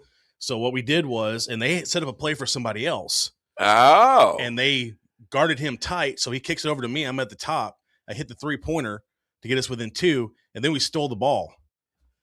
And we had the layup underneath, and our shooter it bounced, and then kicked out, and it was just right there. That's we nearly cool. tied it again. We would have had a double overtime game if we had done that. That's like a Boston Celtics. Yep. I love the Boston Celtics. I have since I was a little kid. And I'm not, I can't play basketball. I mean, I used to go out and pick up games out here, but still, I'm 5'3", and I'm slow.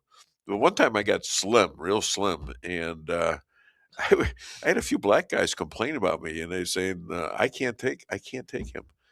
And I'd say, well, why? He says, this guy's too fast. Yes, JP played an awesome game last night. 3-pointers. Still, I was so proud of him. That's mommy talking. Patricia Oden Maxwell. Okay. It was a lot of fun, and I woke up this morning very sore Yeah. and very much realizing that here I am 42, still trying to play with some, but I held my own. I went out there and did it. And, Isn't that cool? Yeah. See, the only thing I can sort of hold my own in is golf. And I don't want to play basketball and stuff like that. Golf with a golf cart and a drink afterwards. That's what I say. And joking around with people, I love it. We had some great debates on Wednesday with Sandy Kerr and some other guys in and out. In fact, a guy named Abbott, who's a good friend, I forgot to mention him, of JJ Bradshaw, and we had great conversations with them. You okay? Oh, okay. Sorry. Yes. See, I moved the Kleenex over because I wasn't sure she was coming in, but I should have had the knowledge, you see, to move it back. One of my faults. I'm sorry, honey. No, I feel like I have to apologize. Melania gave a speech yesterday, and she gave a speech about Jeffrey Epstein. Apparently, her and her husband had been invited, like all of the people in New York, to parties and things like that. I don't know if she has actually talked to Jeffrey Epstein, but now there's rumors that somehow she was involved with him, and she's taken it personal and says, hey, there was no contact between me and him. She talked to his manager once, a woman who's in jail right now, and people are trying to jump on her and things. It's terrible. So I think she's threatening a lawsuit on these, like the New York Times and other places that are publishing crap like this. They'll do anything to get rid of Trump. I'm telling you, it's just incredible. Anybody, they'll shoot him. They've already attempted to shoot him twice. Who am I saying they for? Well, you're looking at probably China. You're looking at Democrats. They have a lot to lose. The Democrats, if you notice, the 4 years before Donald Trump, back in the days of the great Joe Biden, nothing was said about the Epstein files. Nothing. Why is that? It's full of Democrats. Really? Could that be it? That a lot of them were up there sleeping with some of them women, some of them girls. You know, I hope it all comes out because justice really needs to be served. Not just because it's Democrats. Here's the deal: if there's Republicans in there, they need to be ousted too. The truth needs to come out. Well, sure, and no matter what. Yeah, and I think there's a few guys up there shaking like crazy. Probably Schumer, maybe, I don't know, but you know, I hate to speculate about this because I think that's what got Bondi nailed, is that she said, I have it all. I have all the files, and we'll be releasing them shortly. And then Monday, Tuesday, Wednesday, weeks go by, a month goes by, nothing happens. I think Trump took that and said, hey, that's right, you're done. It's over. I heard it. I saw a thing on Facebook today. Of course, you always have to take it with a grain of salt, and until it's from a credible source that I know for sure. But the rumor is they're going to bring in Bill Gates on June 20th and have him testify in front of Congress because of his name appearing in the Epstein files and his involvement with Really? Epstein. We'll see. They also have there's also rumors of who's the head of the Supreme Court, John Roberts. I think he is the Chief Justice. Yeah. There's also been rumors of him being a guest down there. You know.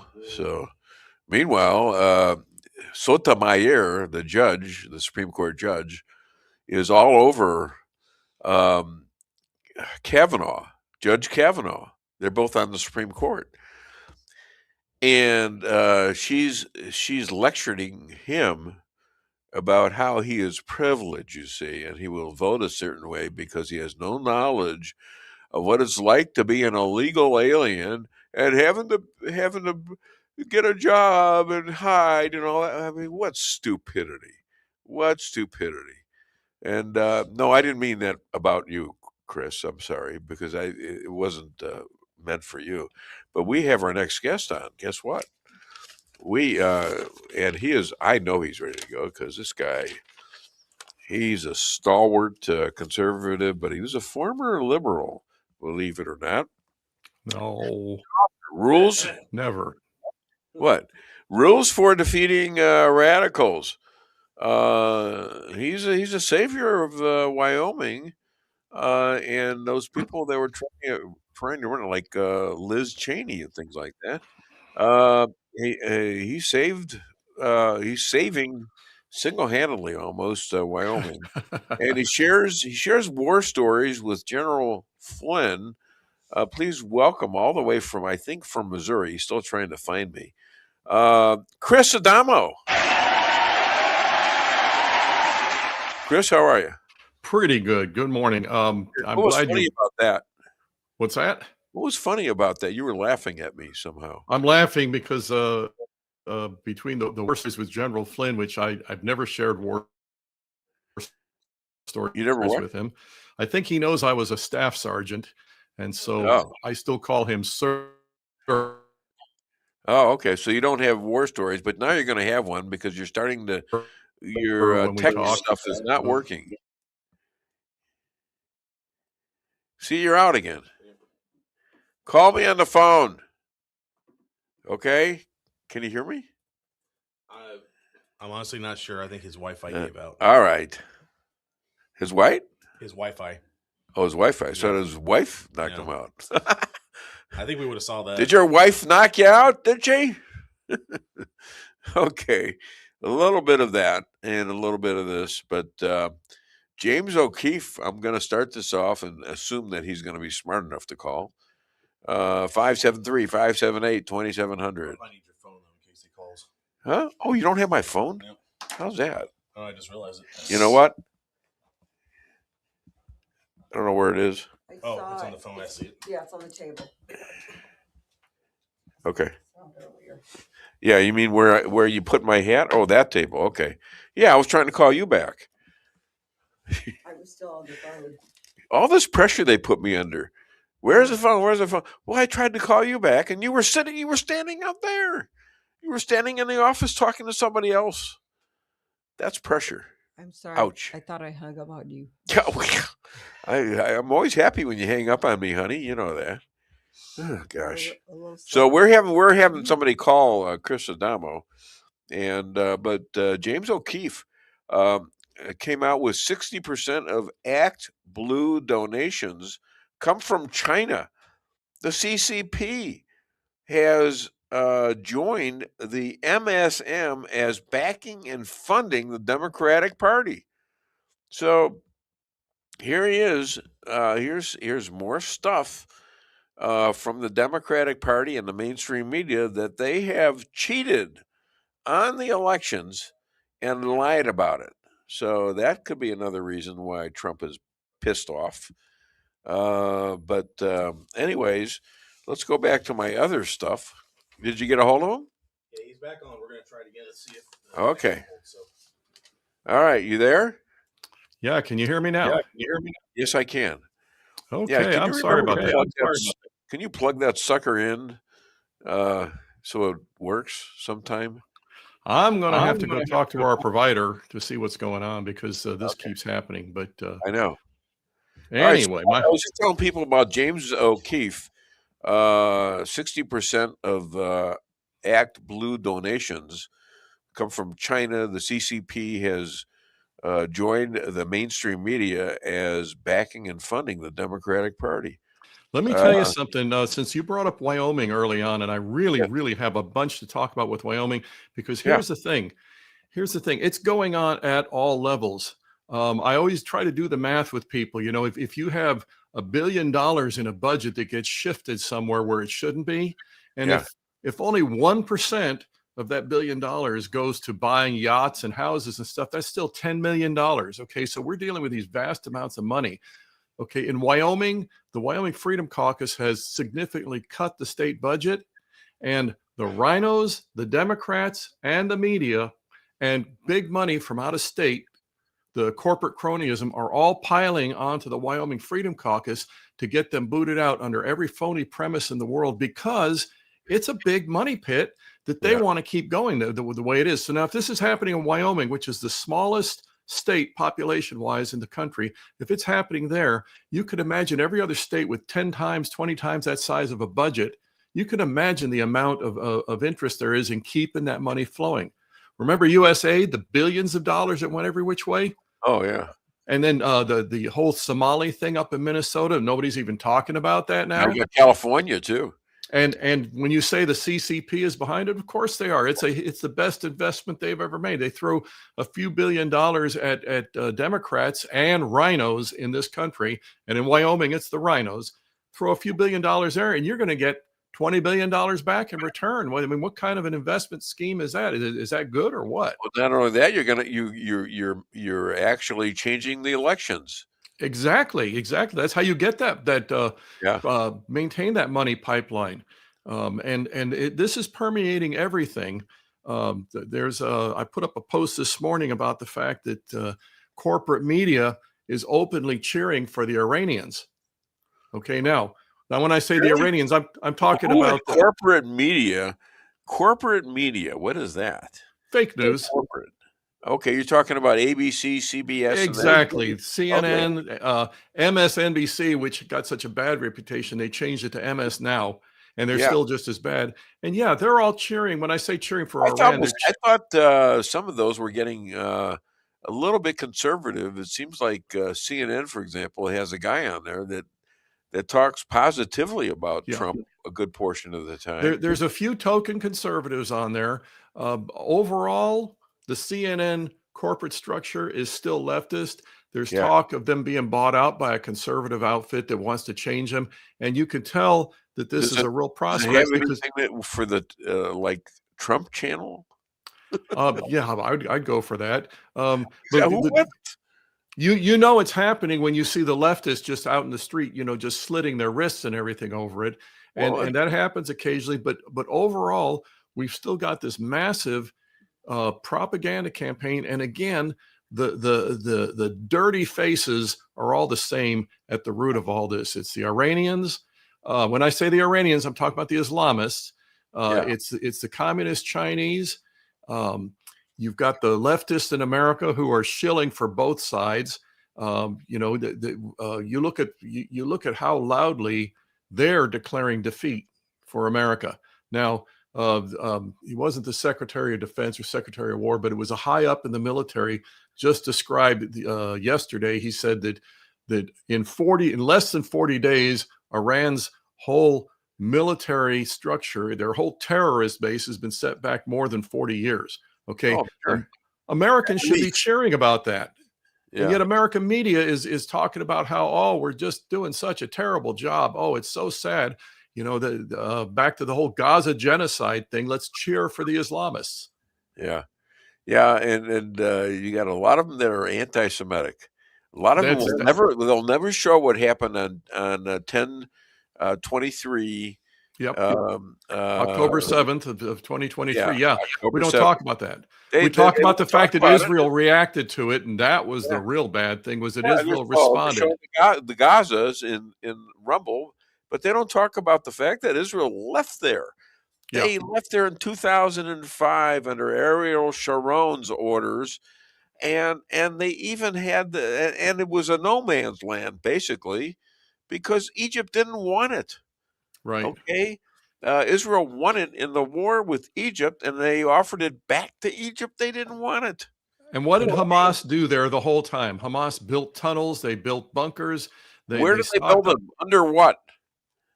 Under hospitals and schools, no doubt. No. Yep. And they sent rockets up from these various areas. And so that's if you had to strike back, you'd have to hit these other structures. That scam relies on leftist media to give them cover.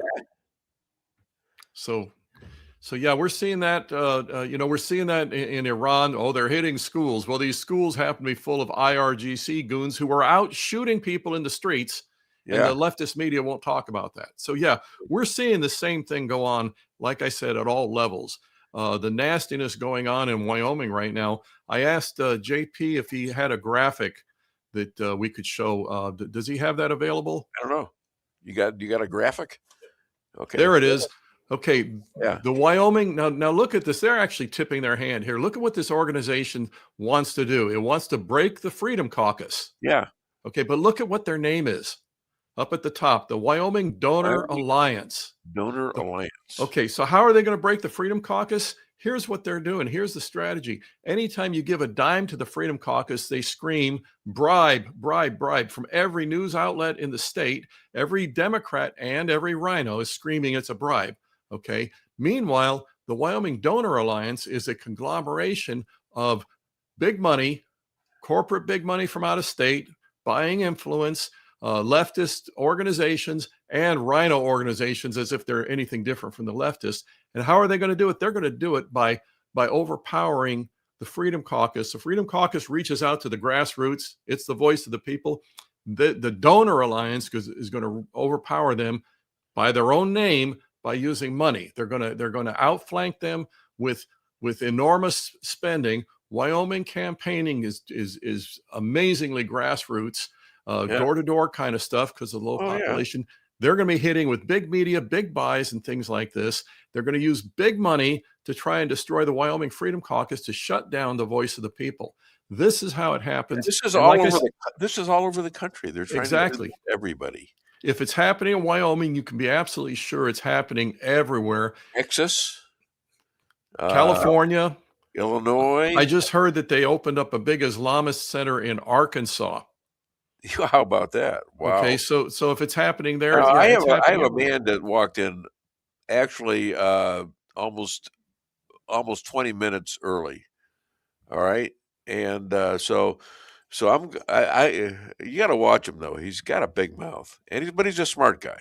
All right, and I'm going to let him chive in here as long as you don't take over. Well, with that introduction, I have nothing to say. Okay, thank God. All right, let's keep going. Okay, I just thought I'd give him the chance, and if he does pipe in, well, who is this gentleman? Let's hear him introduced. All right, well then, okay, this. Well, I can't use the word gentleman with the guy. I mean, but he is an author. He's I almost read atheist into this. But he's not. He's a soldier and a veteran of the Was it World War II? Vietnam. Yeah, Vietnam. Okay. Thank you for your service, sir. Yes. Thank you. And he's an engineer. He's a federal forest chief, and he's an athlete. That's what I was getting at before, athlete. He is a great basketball player at Kansas, University of Kansas. He went, and he's a great golfer, and in fact, he's my golf coach. Believe it or not. Please welcome, along with Chris Adamo, Bob Willis.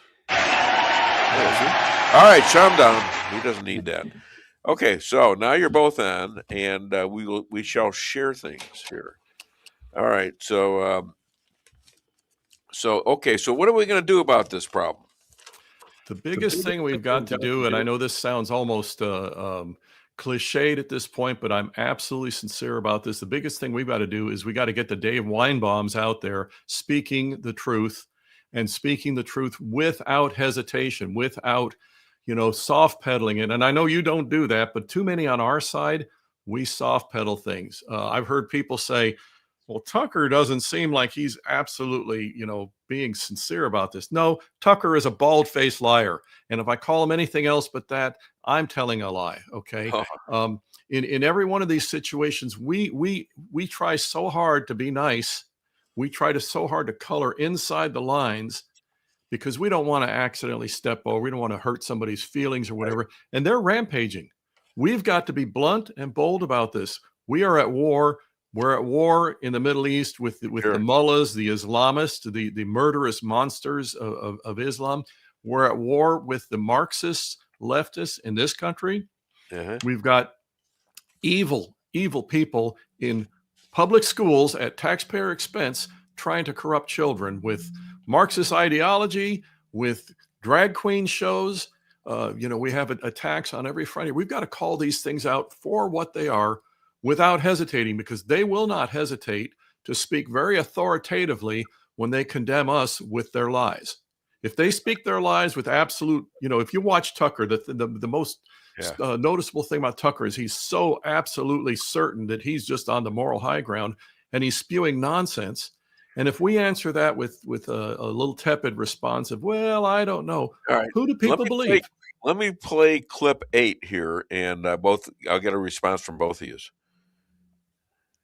Why would the United States taxpayer pay the victims of October 7th? They're paid because they're Americans, Tucker. For decades, the U.S. has had laws that compensate American victims who are victims of terrorism, including when attacks occur outside of the United States. It's not new. For example, after 9/11, Congress created the Victim Compensation Fund, where they paid billions to American families affected by terrorism. That fund still exists today, and nobody said, isn't it weird that Americans were compensated after a terror attack on September 11th of 2001? So that's 9/11, 24 years ago, okay? And in 2015, the U.S. Victims of State-Sponsored Terrorism Fund was created, otherwise known as the U.S. VSST. This fund compensates American victims of international terrorism connected to state sponsors of terror, and it has compensated victims and families from attacks all around the world.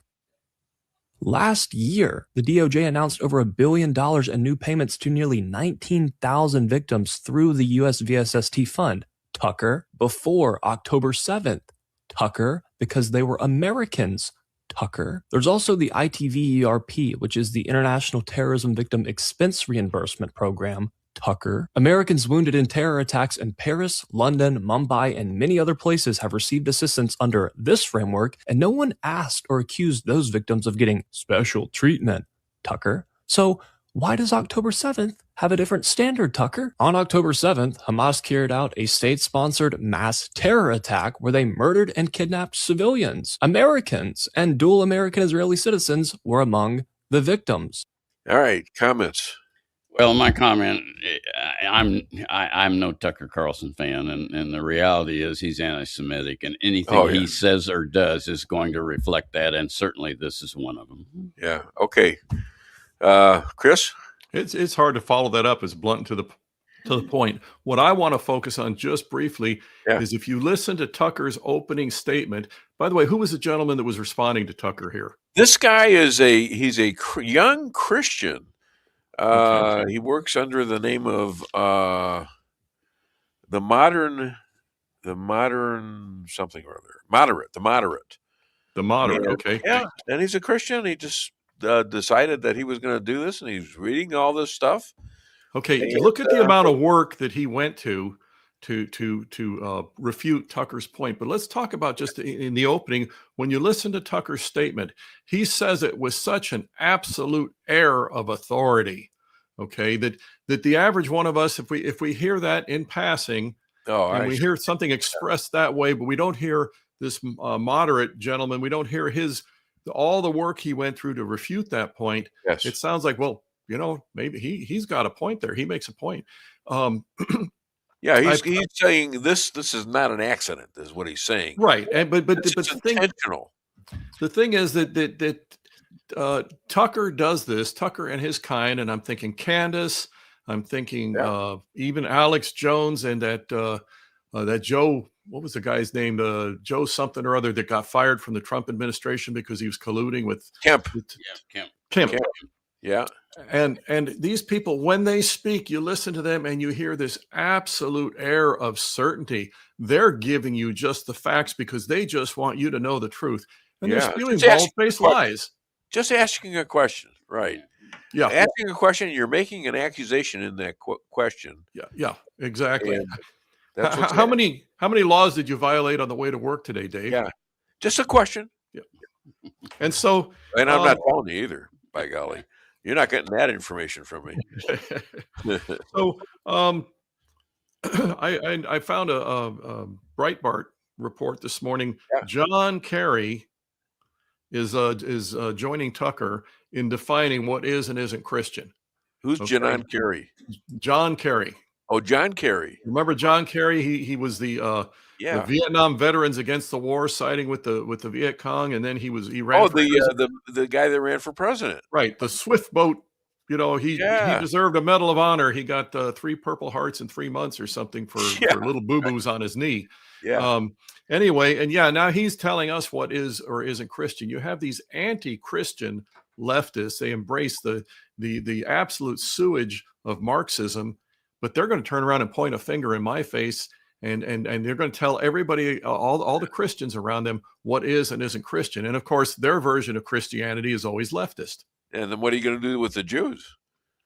You forgot us again, Chris. Probably if they can. Let me just say that when you say Christianity, I include the Jewish people in that statement because they believe they believe. Well, that's a good point. They're religious. That's a good point. It's and we believe in the same God. Judeo-Christian country we live in.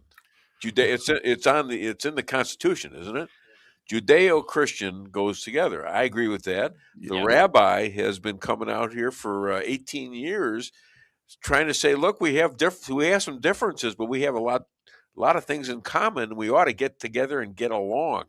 And that's worked for him. And it absolutely has. And for the most part, now I'm going to clarify, just because I can imagine the lefties blowing a gasket. You said it's in the Constitution, Judeo-Christian, not specifically, but the principles on which the Constitution, the Declaration were founded, the Bill of Rights, they are Judeo-Christian principles. Absolutely. Okay.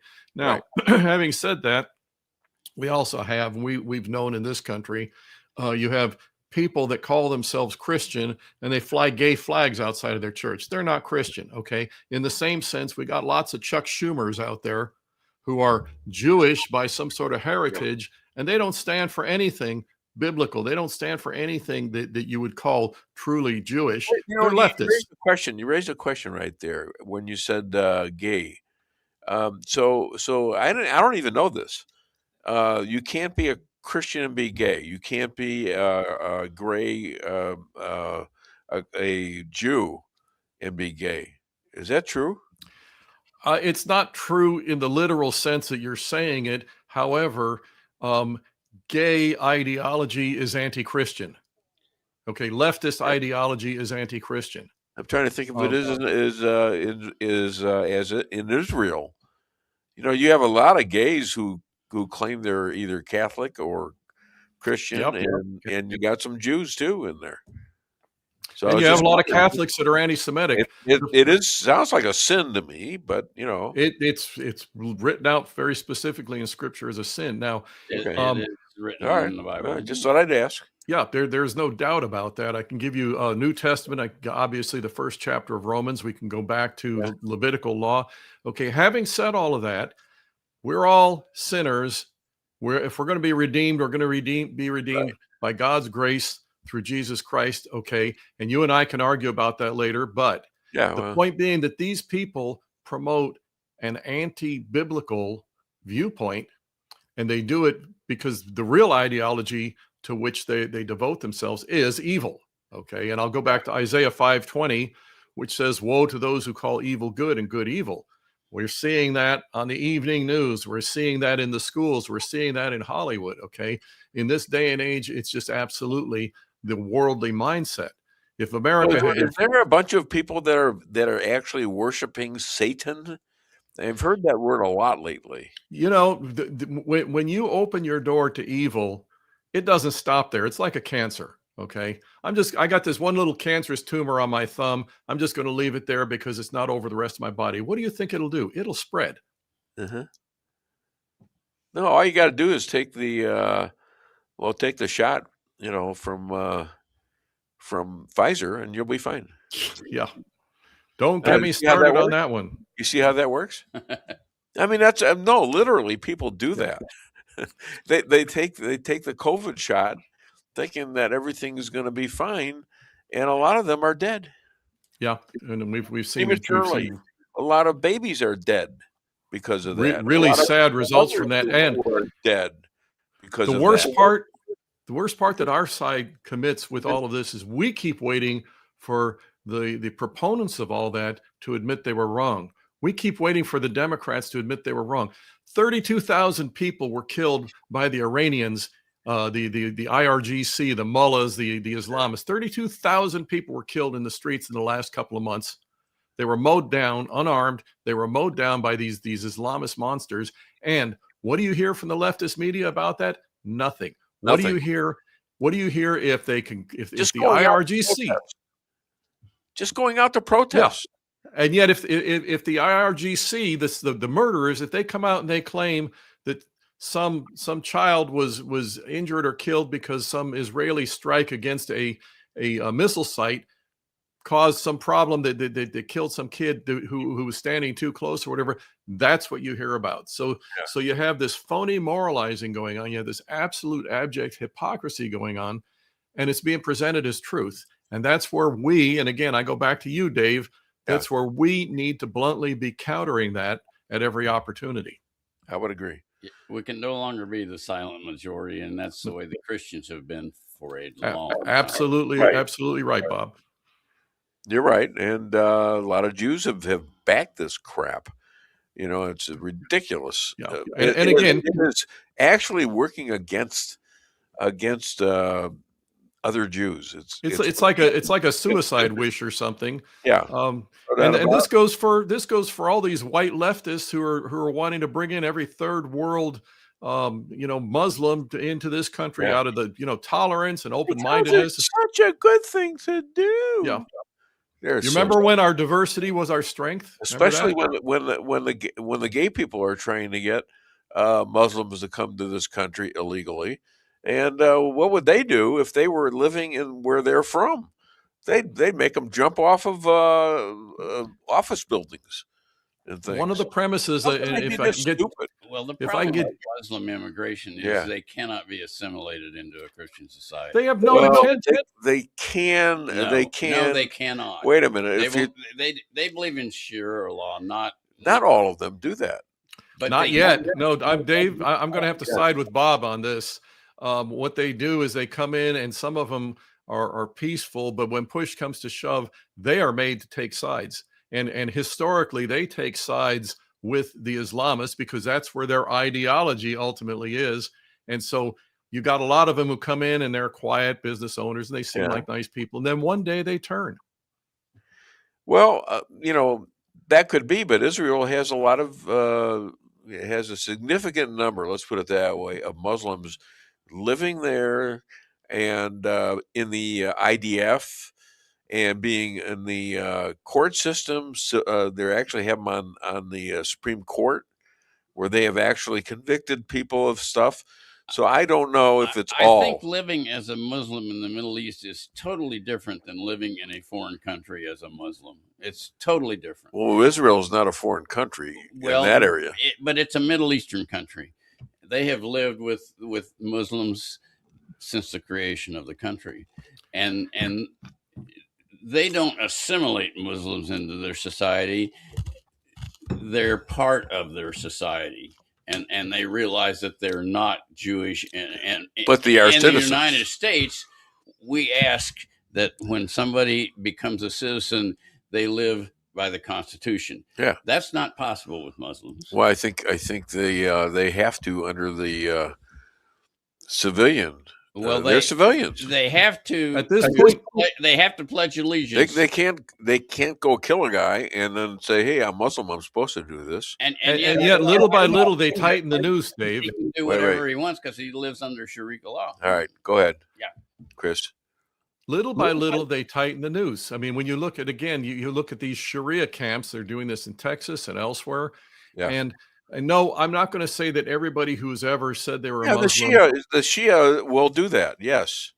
And so at this point, what people need to do is take a stand. But what happens when we let Muslims into the Congress? We end up with Ilhan Omar, Rashida Tlaib. We end up with these people. And by the way, they just happen to be working really nicely in concert with the leftist Marxists. Oh, and they hate America. in there.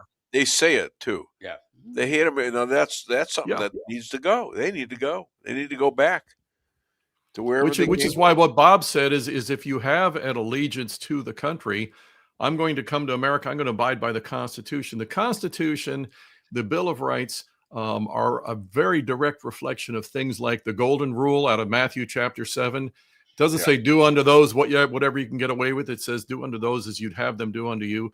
Okay, so the weak person, I give the weak person equal rights to speak and whatever as I give the strong person. Okay, now if the Islamists come into this country and they won't forsake the idea that they're going to dominate by force, and they start operating with a respect for the law, respect for fellow citizen, you could claim you're going to get along under those terms. However, when they come in and they start promoting their Sharia zones, they've already proven that they are anti-American, anti-Constitution, by all means anti-Christian, and at that point, they don't belong here. All right. Poland and Hungary are not being attacked like the rest of NATO. Makes my point. But they enforce the borders is what they do. I'm going to talk about that in the next segment. Okay. All right. Well, you can do that, and I know that's why I got you here. No, I didn't get you here. Wait a minute, you just walked in, didn't you? You recruited me. I recruited you to come at 10 o'clock. Yeah. Okay. Now it's 10 o'clock. He's saying, yeah, like he hasn't been here.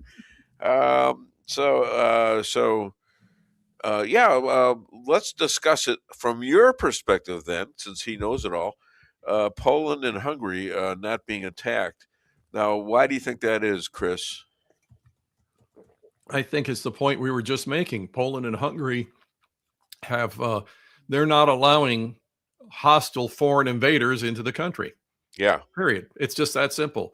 And some of the others are talking about it now. They are, but they're in a position where gone. they've got so much ground they need to recruit. Look at England, yep, the UK, and all that. Oh my God! 12%. You talk about Muslim in England now. Yeah, and you talk about Muslims on the Supreme Court.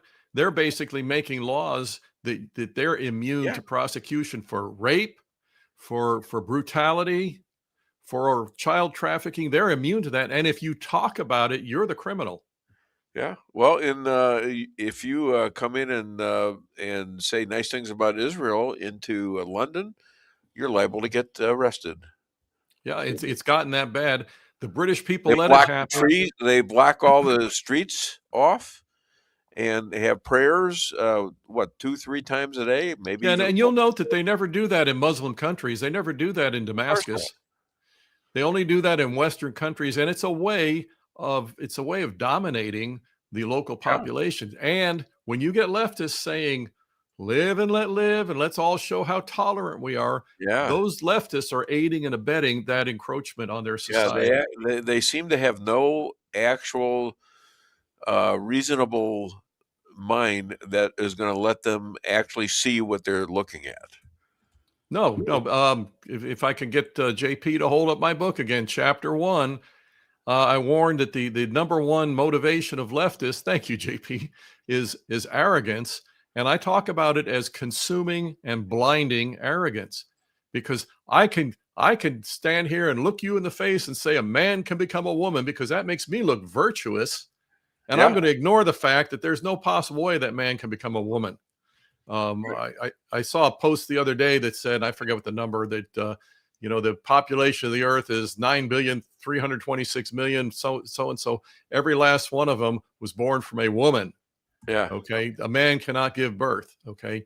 But if I look at you and say, yeah, a man can become a woman and a woman become a man, then all of a sudden I'm virtuous in my eyes. This is the blinding nature of leftist counterculture arrogance.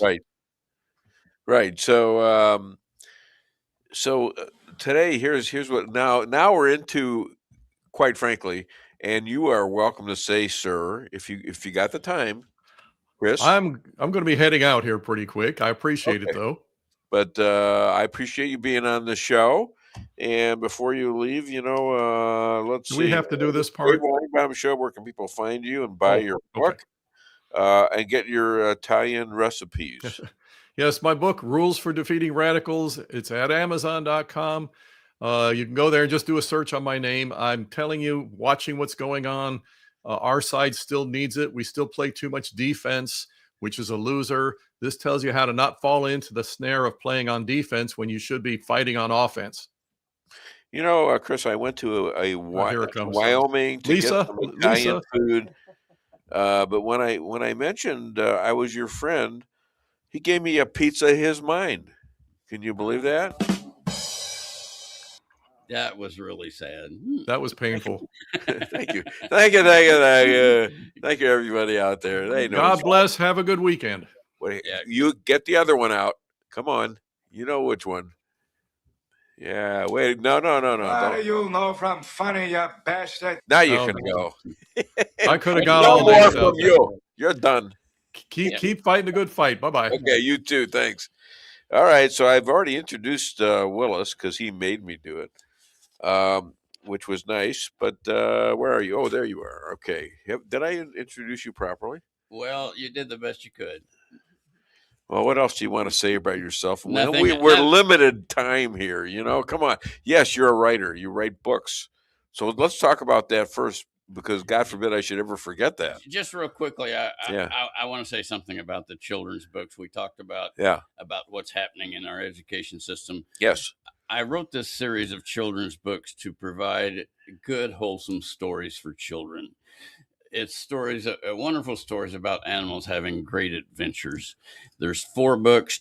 2 of them have been published. One of them very recently, The Adventures of the Cats R Us Gang, just got published a few weeks ago. And the books are available everywhere. Amazon, Barnes & Noble, they're at Walmart. You can find them online. All you have to do is Google my name and Bob Willis, author, and you'll find everything that's out there.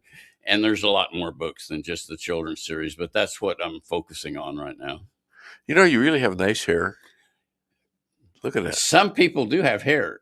It's unique. I have hair. I just shave it because I have a beautiful head. It's really nice. Right, honey? It's really nice you noticed. Yeah. But well, no, I see you with a golf cap on. And when you take your wig off, I can tell there's a lot of stuff happening there. Yeah. So that's a good wig, by the way. It's very good. So I also mentioned the fact that you were a soldier, a veteran, engineer, federal forest chief. Yeah, senior manager.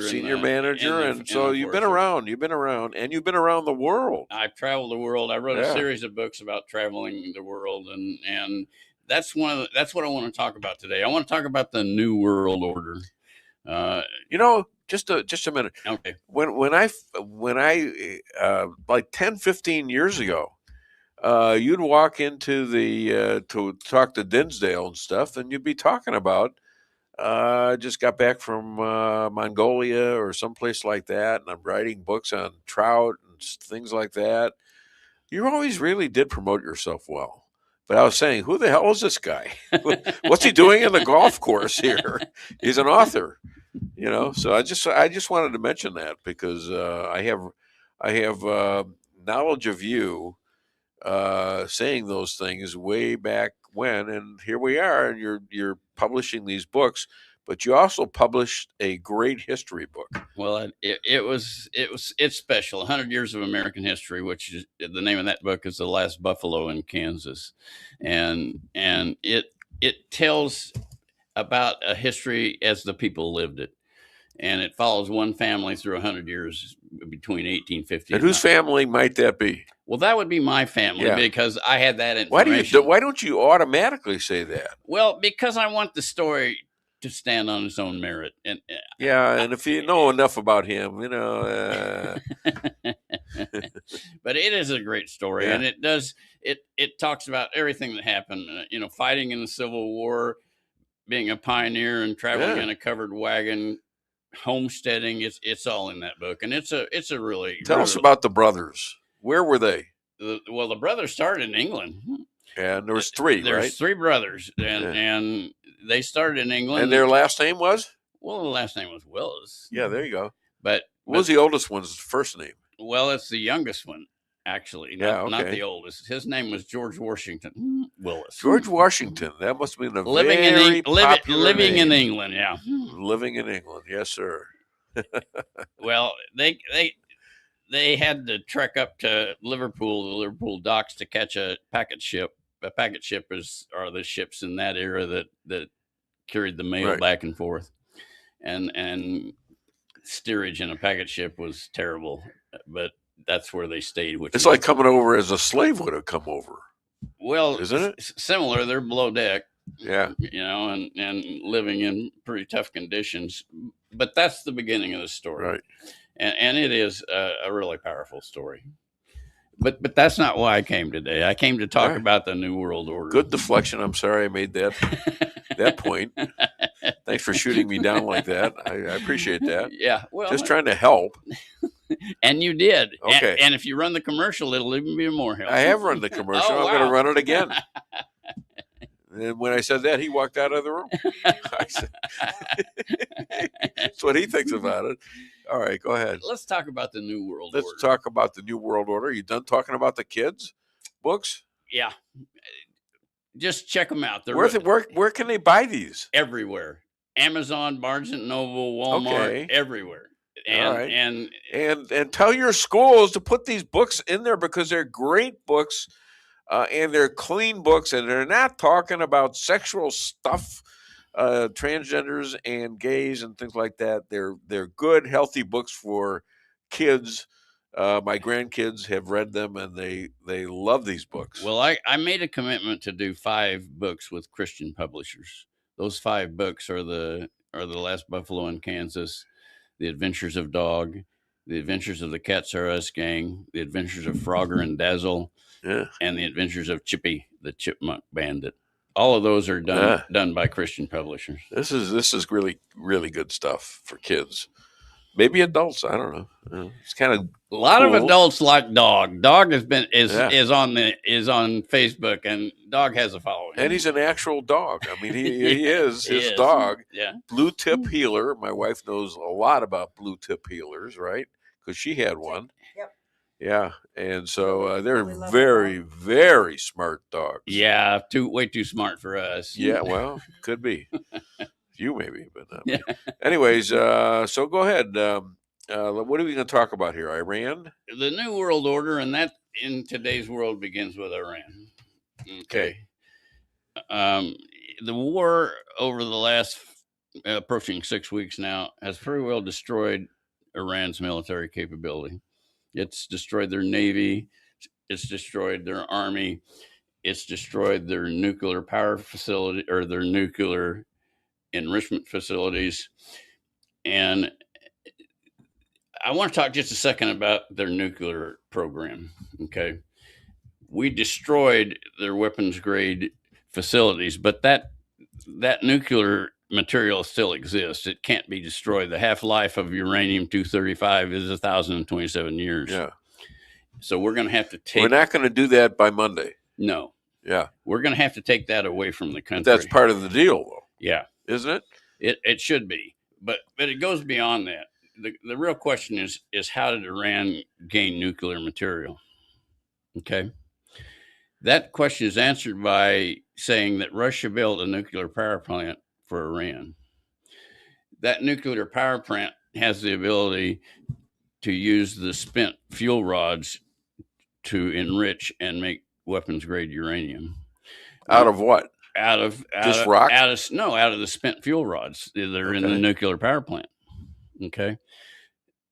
Right now, Russia is managing that nuclear power plant. The question you have to ask yourself is, why would one of the most energy-rich countries in the world need nuclear power? Well, of course, the answer is they do not. But it does give them an unlimited source of uranium. So one of the things that has to happen when we reach a peace agreement is this nuclear power plant has to be removed and dismantled, because we can't allow that fuel to be available. Sure. Okay. And very little of the discussion has been about that facility, but it needs to happen as part of the peace operation. Well, I think that's in the... Not really. They're talking about weapons grade uranium, which is what they want to remove. They don't talk about the nuclear power plant. Do they have to know about this? Well, they do know about it. Did you call them and tell them? Well, you have to. Are you guys listening up there? For goodness sakes! It's more complicated than Come that, on. because it's a Russian plant in Iran. So somehow you're going to have to deal with the Russians on removing this nuclear power plant, and it gets pretty complicated. Okay, all right. Okay, when you talk right now, we're in a ceasefire with the intent to reach a peace agreement. You think it was a good idea to do that? I think it accomplishes two things. Okay. I didn't ask you that. I know. Was this a good thing to do that? Let me finish. The thing it does for the United States is it gives us the ability to deal with whoever's in control of the country at this point in time. That ability will allow us to determine if they're really on a plan for peace, or if it's just more of the same in Iran. If it's more of the same, we're going to continue the operation. If it's something that's really changed, and in my mind, I doubt it. They're a terrorist organization. They've been a terrorist organization for 47 years. The people within that organization are not going to change. Yeah. That's my view. Now, possibly there's some moderates somewhere in that terrorist organization that will change the philosophy. Well, you also got the 80% of the population is Persian, and about 20% are the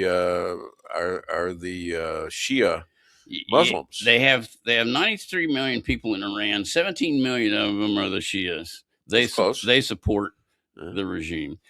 The other 85 million or so do not, but they're suppressed. I mean, they're very suppressed. That's the problem. And the problem is to get rid of these guys to the extent that they're going to voluntarily move, which doesn't look like they're really doing. No, I don't. They're still jockeying for things, like, for example, demanding that Israel have a ceasefire with Hezbollah. Yeah. That wasn't in any agreement. No. Israel can't help it if Hezbollah decided to fire rockets and drones and explosions and missiles into Israel, and Israel has now moved in, so to speak.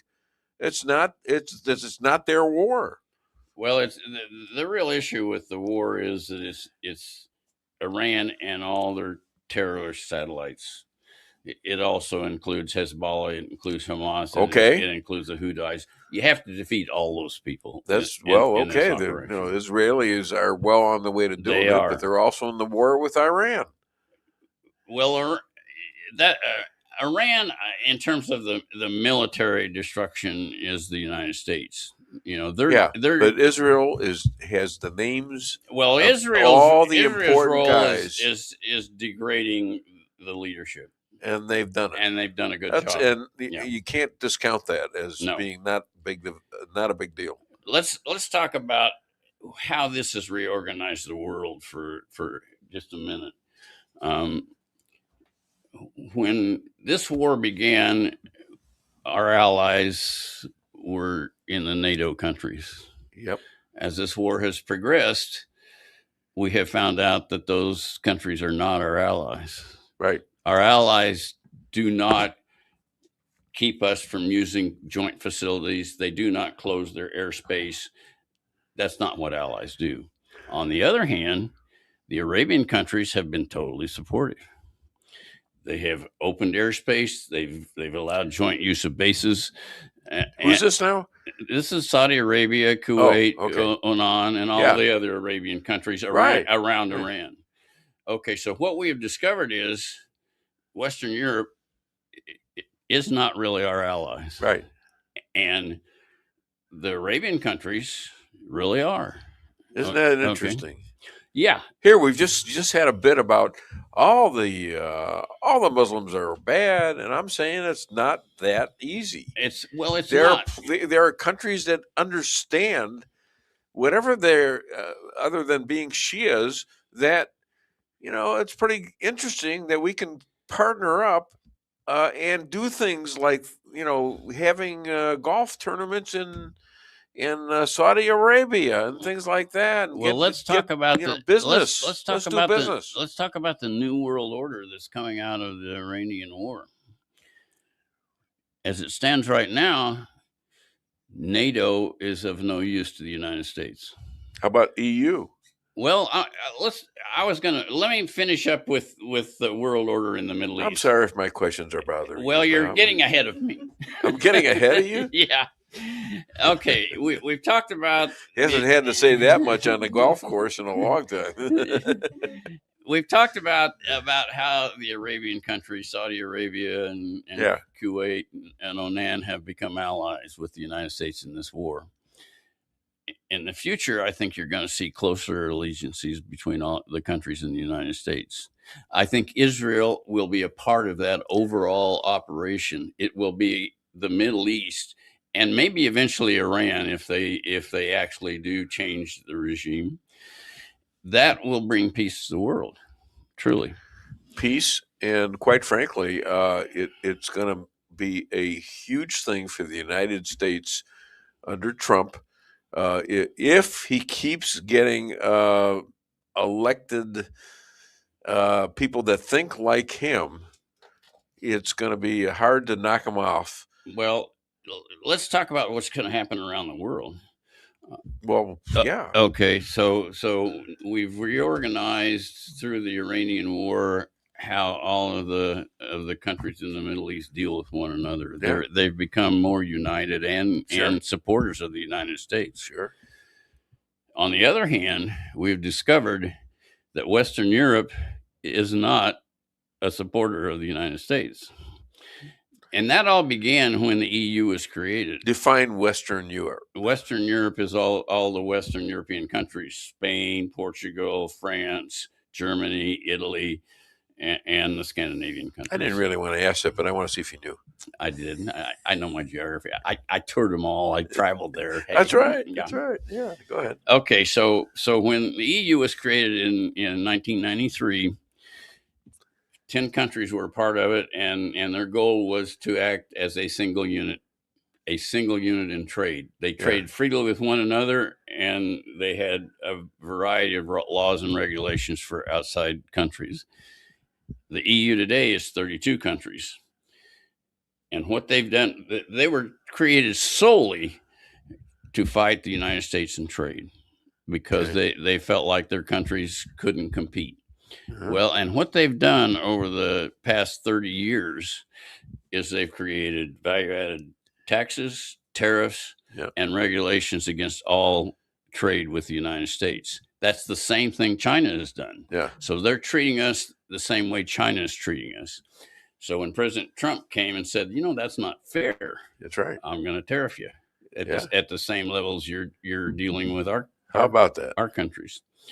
Okay, so as a result of the war, we've also found out that they don't support us militarily. Yeah. Okay, so they don't support us economically and they don't support us militarily. Are they really allies? I think not. Okay. Well, I would agree. So what's going to happen after the war is you're going to see the United States totally reconfigured NATO. And what we're going to do, there are 3 countries that not only prevented us from using their bases, they also prevented us from using their airspace. Yeah. Spain, France, and Italy. I think we will remove all of our NATO forces from those 3 countries. We should. They don't support NATO. They don't support us. Right. And what's going to happen over time is what are they going to do? Well, that's their problem. Okay. No, I mean, I'm not worried about it if they don't want to be with us. But I'm just curious. Who are they going to go to? They're going to go counter us. They're going to go to their European neighbors, the EU. Okay. The EU has no military capability at this nothing. point in time, so they're going to have to suck it up and decide that they're going to spend a lot of money on military. Yeah. Part of the problem over the years is that those countries have not spent any money on military defense. Right. We've done it for them. What that means is they've been able to use all of their internal funds for socialistic programs. Yeah, and they're going to be under control of unless we do something about Putin. They're going to be under control of the communist countries. Well, what appears to be happening to Europe is that they've become all socialistic countries. They've allowed open immigration. Yeah. There's a large Muslim population now. Yeah. And as these socialistic countries develop, if they don't change and reinforce democracy, they're going to move closer and closer to communism. Exactly. And so when we remove our military presence, which I think we will initially reduce and eventually remove, they will have to figure out if they want to be democratic countries or if they want to be socialistic communistic countries. Yeah. That's the reality that they're facing. Do you think at this point they're going to rethink that and say, wait a minute, I think we're making a mistake? I think some of them will. Yeah. I think the UK we'll embrace them if they do that. We'll embrace them. If they do that, sure. We screwed up. But when you look at the reordering of the world, what you quickly determine is that Western Europe is being degraded. They have little influence. They will have less influence after the war. Who's going to be more powerful after the war? Well, the Arabian countries in the Middle East, because we're going to become allies, including Israel. They're going to be a part of a bigger program, a peaceful program. Then you look at how the war has impacted Asia, and let's talk a little bit more about Europe. Europe is reliant upon Middle Eastern oil. Okay, the vast majority of their natural gas and petroleum comes from the Middle East. Some of it, the rest of it, comes from Russia. Mm-hmm. They don't buy a lot of oil or gas from the United States, specifically because we're adversaries in trade. Yeah. Okay, that may change or it may not. But the reality is we produce more oil and gas and liquid natural gas than anybody in the world by a substantial amount. We produce 23 million barrels a day in oil and even more natural gas. We have the capability of providing oil to about anyone. What's the effect of having Venezuela? Venezuela is the largest known oil reserves in the world, 300 billion barrels.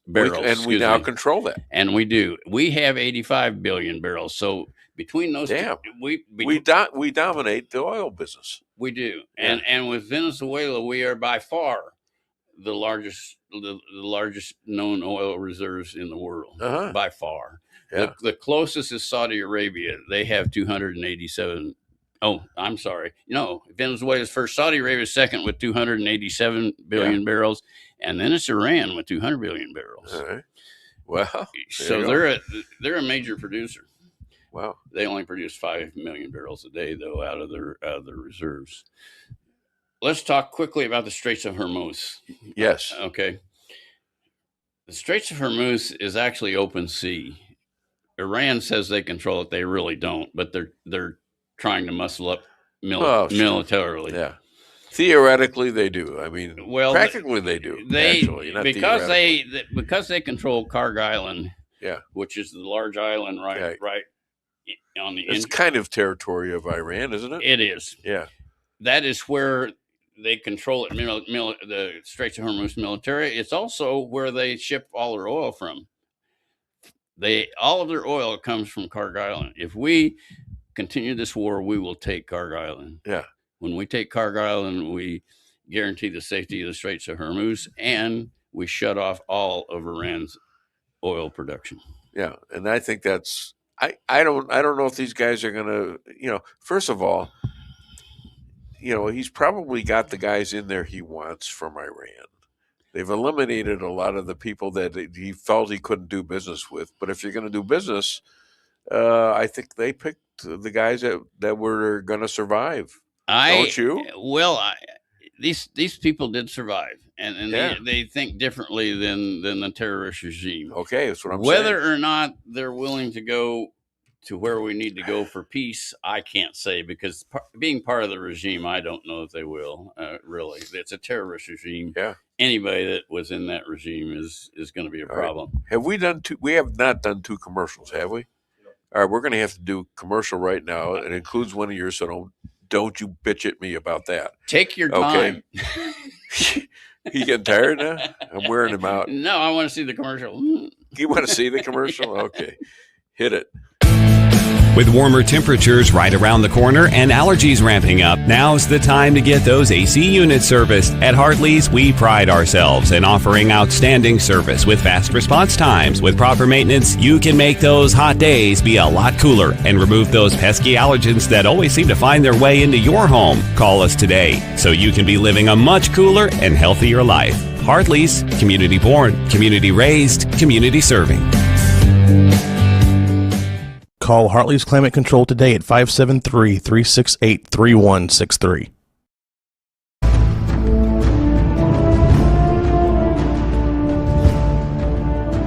Never be too coy to tell your friends and family about koi sushi and hibachi. Celebrate the best Chinese-Japanese restaurant in the Midwest. Call 573-426-5551 to make a reservation or order takeout. Locally owned, 1808 North Bishop, Rolla, Missouri.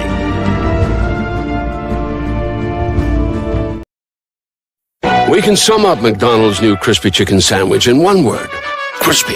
But also juicy and tender. Okay, it's crispy, juicy, tender. All one word. But then, also pickle. Oh, and potato bun, which is two words. Okay, we can't sum up our new crispy chicken sandwich in one word, so you'll just have to try it to understand it. Order ahead on the McDonald's app at participating McDonald's. Ba-da-ba-ba-ba.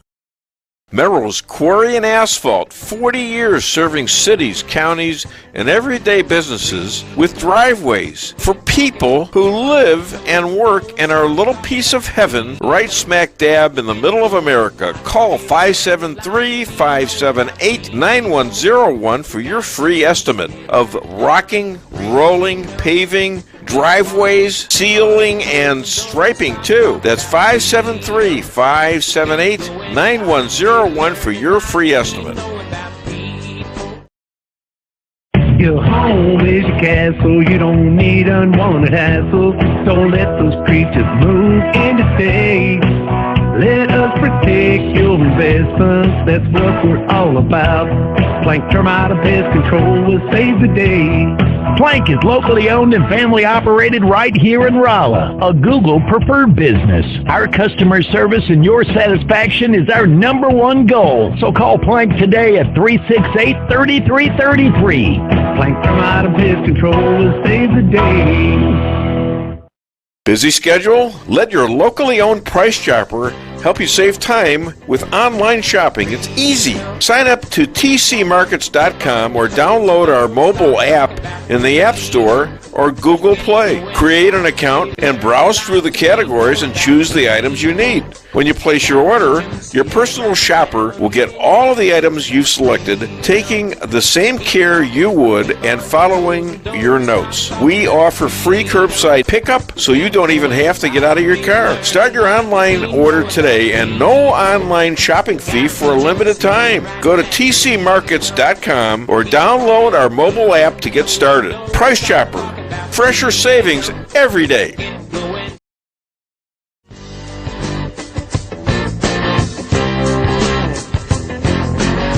Insurance going up like crazy? Daniel and Henry Insurance is one of the largest private insurance companies in the world. Richard Boyette, 314-444-5011. He's my guy at Daniel and Henry for 10 years. Business or personal, call Richard at 314-444-5011. He's the best. At Town & Country Bank, we are committed to providing exceptional service to our customers. We do more than just provide loans for our community. We help make dreams become reality. Whether it's a new home, farm, business, or a new car, we would love the opportunity to help. Stop by one of our 2 Rolla locations and let our friendly lending team remind you how special hometown banking can be. Smart, friendly solutions. Town & Country Bank. Member FDIC. Equal housing lender. Greetings, everyone. I'm Rob Willis, an author and a writer, and I write nature books. I live here in a ranch on the Ozarks, and have published many books over 2 decades of writing. The Proud Adventure series of books was about traveling the world with a camera and a fly rod. The Last Buffalo in Kansas is a true story about one family's journey through 100 years of American history. A couple of years ago, I decided to write a children's nature series of books. 2 of those books have been published. The Adventures of Dog is a story about a puppy that grows up on a ranch in the Ozarks and has fabulous adventures. The Adventures of the Cats R Us Gang is about a group of cats that band together to protect the ranch from a dastardly group of raccoons. Wonderful stories for children, wholesome, about nature and the Ozarks. They're available at Amazon, Barnes & Noble, and in Walmart even. They're available locally at Reader's Depot. Hey, take a look at them. Thanks a lot. A piece of history that you need to know is the Arab Revolt from 1936 to 1939. So in 1899, Yusuf Dia al-Khalidi, who was a respected Ottoman scholar and a mayor of Jerusalem, wrote a letter to Theodor Herzl. Now, in that letter, he said, and I quote verbatim, "Zionism is natural, beautiful, and just. Who could contest the rights of the Jews in Palestine? My God, historically, it is your country." A year prior, in 1898, Rashid Rida was an Islamic thinker and editor with Manar. He also wrote to the Arab world. He wrote, and I quote, "You complacent non-entities, how could you let the weakest of people, the Jews, take your land?" You see, to Rita, the threat of Zionism wasn't just about politics, it was about pride. And the Jews, who were long seen as weak and defeated, were rising, and it shattered the Arab world's self-image. Okay, ladies and gentlemen, we're back, and we have more guests on. Look at them. Kinesiologist, the basketball division #1 referee, developer of forensic election fraud findings, and he and Stephanie, who's on camera too, are huge pharma company owners, and so please welcome. Well, it's going to be the it's going to be the Jeff and Steph show right now. And I have with me my friend. Oh my God, she's wearing an American flag. My friend Bob Willis, all the way from Rolla, Missouri. So good morning. Good morning. Say good morning. Good morning, y'all. Thank you for having us on. Pardon me? Thank you for having us on. Oh, well, it's my pleasure. And I got your notes. You know what? I can't. We're going to talk about your setup with the pharma company, but I want to talk first about Iran maintaining control of the Straits of Hormuz and breaking the agreement, and some of the things you're talking about with gas. This guy's got a lot of gas, and he knows what it is, I think. So please tell me again what you talked about, like sour gas versus sweet gas. So one of the things that what we have in our refineries that are set up here in the United States, we handle H2S, and H2S is hydrosulfuric acid that is in the gas itself, and it needs to be scrubbed before it goes through the process. And there's a whole process that we refine that's different. And it's a lot more expensive. And so when we export that type of gas and oil out of the United States, it costs other countries more. So we actually get more money coming in from our export. We import other gas from other countries that doesn't have that, but we don't have the ability to process it. But it's very easy to actually process their gas.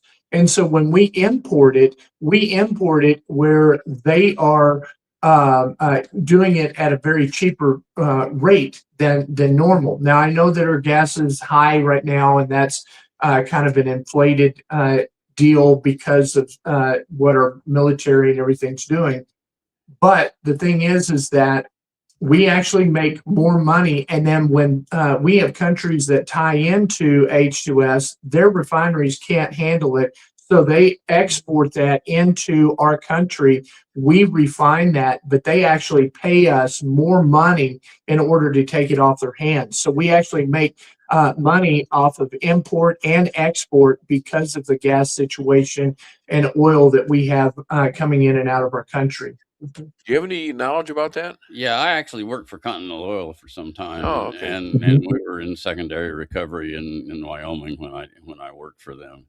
I worked throughout the operation, and when they wanted to relocate me to Dubai, I said I probably would go somewhere else.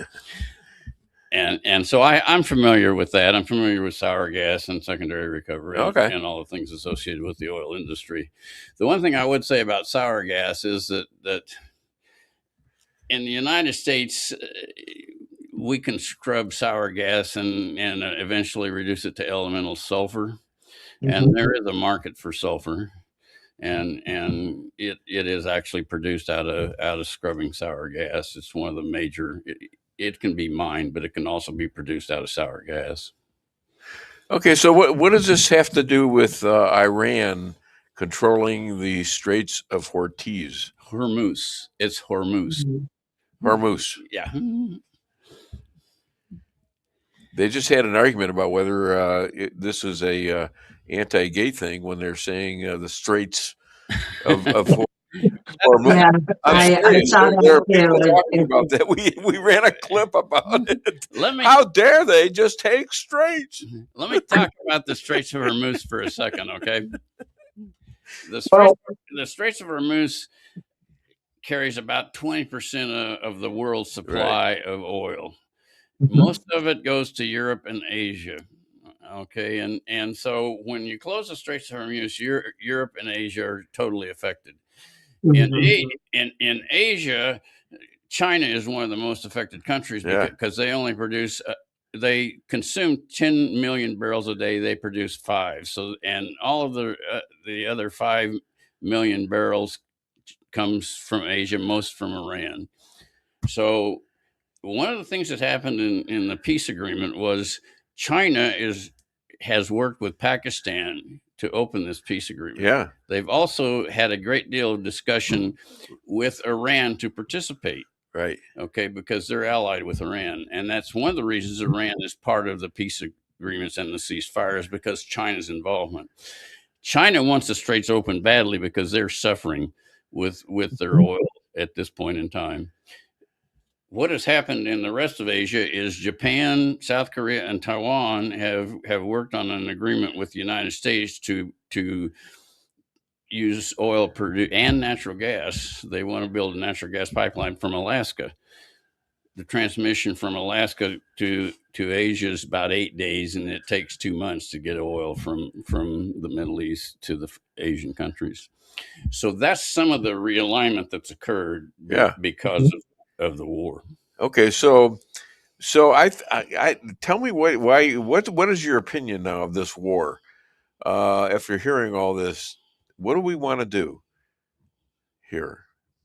Well, one of the things that's really important is that the reason why China came to the table is because we overtook Venezuela and cut off 70 to 90% of their oil production that was coming from Venezuela. Since we now control that, they're really coming to the table wanting to do this. This war, while it looks like we're losing and all of this other stuff that's going on, Trump has really been a mastermind as far as realigning these countries and having them come in. And by the time this thing's over with, they're going to be more dependent on us than anything else because of how strategic we were in taking over the Iran and or other countries, No, like China. He's talking about how the other countries will deal with us in oil and right. gas. Correct. So we'll have more influence on the world, basically. Well, we'll certainly have a greater influence on oil and gas supply. Well, that's the world Correct. right there.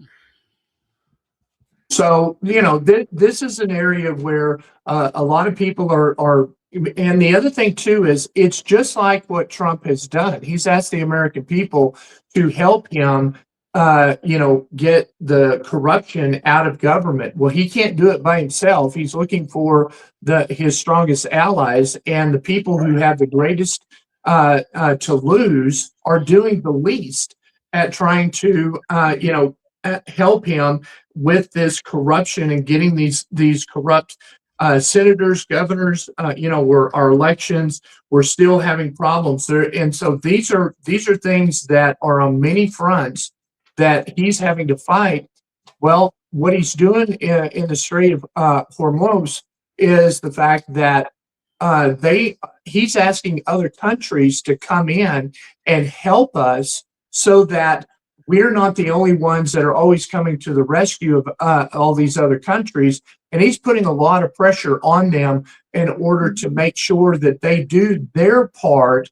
And it also shows a more of a unity and alignment of heading towards peace instead of war, which is what the Middle East and this instability has happened and taken place. Okay, you got any comments on that? Well, I think that's definitely true. One of the things that President Trump has done is he's gone back to NATO and said, "You're the ones that gain from using the oil in the Middle East, and you should be the ones that assist in opening the Straits of Hormuz." That is a direct reflection on NATO and what they're willing to do in terms of Western Europe. I'm not sure they're going to be positive in responding to that because the NATO countries at this point in time have pretty well demonstrated that they're not our allies. What about the UN? Do we need to stay in the UN? The UN is worthless. It doesn't accomplish anything. Exactly. No, it's not worthless. It is evil. Well, it's evil. They joined in the attack on 10/7/23. Yeah. They had people in there. So, it's evil. Well, the problem with the UN is that it can't effectively resolve any crisis. And if you have an organization that's created to do that, then why continue it? Well, they, in fact, inflate nasty war situations rather than just... Well, President Trump has realized that, and he's formed the peace board. I think he actually owned the property that was sold to the UN. I think at one and time gave him a break. He did. Yeah, there you go. So, okay, we agreed yesterday that Trump should do all he should that he so far he's been right about, right? Do you agree with that? In terms of the Iranian war? Yeah, maybe I misunderstood you the day before. Let's before I forget, let's talk about the health company, because I know that's very important to you, and that's Stephanie's ball right now. Stephanie, what's going on with this thing? Tell my friend Willis. Okay, so I'm working with Association Health Partners. We can go out in the marketplace and find any policies that work for individual, small and large companies. So when I say large companies, there's no limit. But this company can help, individuals, families, and small companies. And that's where the impact is greatest on, those premiums. Everybody is seeing their premiums go up when they're with the usual providers like Blue Cross, Blue Shield, Cigna, Aetna. And this company is coming in and they're slashing their premiums so that they're more affordable. But the biggest thing that we have is a stipend, and all of the policies that they have written up have a stipend anywhere from $100 to $175 a month that policyholders can use on anything they choose, any alternative modalities. If they want to use it to purchase supplements, because maybe they're going down the naturopath route, and their naturopath has them on specific supplements for their health instead of relying on pharmaceuticals, they can use that stipend for supplements. And I don't want to start dropping names because I'm not authorized to do so, but the companies that are out there that specialize in natural supplements. What do I look like here? I won't tell anybody. It's you going, too. It's going out to millions of Americans. Come on. Well, a free commercial for your business. My gosh. Yeah, no, this is. I'm very excited about this offering because do you want to get detox therapy? Do you need to go and have massages every month? You can incorporate those into your health plan because these policies support it. And there, in all of the different policies that I've been looking at, different companies that offer health coverage, there's usually a network that you have to stay in, and they don't even cover chiropractic care. What is the name of the company? Let's make sure. It's Association Health Partners.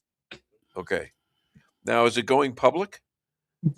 Oh yes, we're nationwide. We can write policies for anybody anywhere in the country. Is it going to go on the stock market? It's not a publicly traded company. It's a privately held company. Privately held. It doesn't serve us to go publicly traded because you can have people that will play on there to gain control of the company, and we want to stay in control of this company the whole time and not allow nefarious people to get their hands on what we're doing. And the thing is that it's acupuncture, it's chiropractic, it's all of the alternative health. Holistic. Right I'm there. sorry. Nefarious people. there. I'm definitely a nefarious person, but I would say that having a private company is very beneficial. Yeah. Well, Right. He's already given you business advice. So it's complete, Affordable Care Act compliant. So it offers all the same types of benefits that you have with traditional insurance carriers. They just have There are a expanded. lot of billionaires, I'm sure, It's up listening to to you. this. A lot of billionaires listening to this. Where would they call you and say, we are in? So the direct phone number for support is 602-816-6252. Say it again. 602-816-6252. I just wanted to see if you could say it twice in a row, because if I do that, I forget in the second one, I forget. Yeah, I forget what my you're number not is. capable. I'm not You're capable. not capable. I'm just no. not. Listen, I put Yeah, on. you can also reach, people can reach me by email. So if they want, they don't want to go through some electronic call center, they can reach me directly at support@teamzinc.com. Yeah. Now, how's Ryan, and how's he getting along? Oh, well, we have a new baby coming. Oh, any day now. I thought men couldn't get pregnant. Ryan's pregnant? No, but his wife can. Great. That's great news. So we've got a new granddaughter coming, and he's also working with his attorneys because they are putting together a lawsuit, and there's going to be a lot of people that are surprised by who's involved. Is he still involved with McCluskey? As far as I know. Yeah, I mean, he is supportive of him, but his lawsuit is outside of McCluskey and Peter Tickton's lawsuit that they're bringing forward. He's actively involved. Involved in 1-6. He was in on the 1-6 deal. Mm-hmm. He was outside the whole time with his son.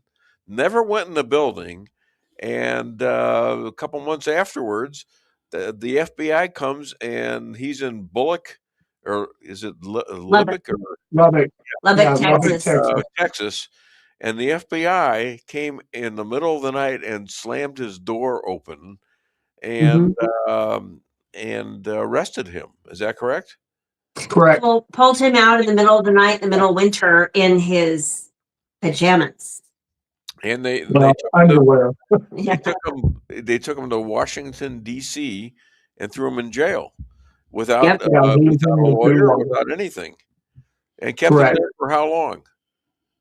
In that stand, it was about 6.5 weeks before he got out, and then he was released. And then 2.5 years later, his trial against the United States of America, which is incorporated, and Judge Boasberg was his presiding judge. Oh my! Yeah, you know, and then what did Trump do?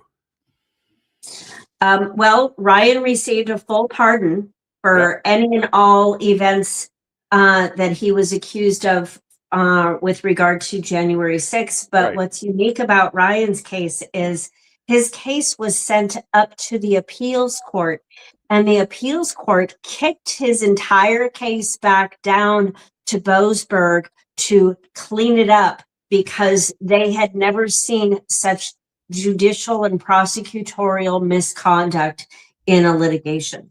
So now, did he accept the pardon? Not at the beginning, he didn't, because the reason why he didn't accept it at the beginning was because the appeals court was using that excuse to not see any of the cases. So when he rejected it at the beginning, it allowed his case to go to the appellate court. And once it hit the appellate court, they saw what was taking place. And he had hundreds of Brady violations. He had 4 counts of perjury on the Capitol Police and the FBI officer. He had prosecutorial misconduct of what they had done before, during, and after the trial. And then the other was judicial, just in the fact that there was one case where one guy said that every J6er should be imprisoned. And he goes, but if I instruct you how to talking to the jury, could you render a verdict? And he said, yes, I could. And so he accepted him, but he was clearly biased against the J6ers. This is the jury pool in Washington, D.C. They're actually bringing people onto the jury that are not U.S. citizens, or even there to be in the country legally. We had to challenge one of them. They're constantly rotated, so they're using the same jury pools for all the J6 cases. Now, Mark McCluskey, he was a friend like you.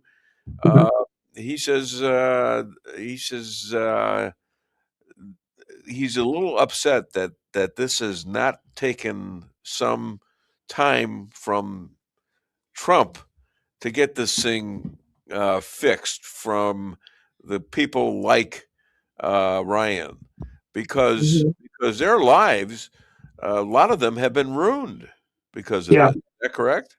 Yes. Correct. Is he still litigating, Ryan? Yeah. Okay. Can you tell us where this is going to be? Where and when? Well, that's right. Him and his team, they are preparing a lawsuit. And I just don't know exactly how soon that they're going to be dropping that. But it's also my understanding that it's going to take place in Texas.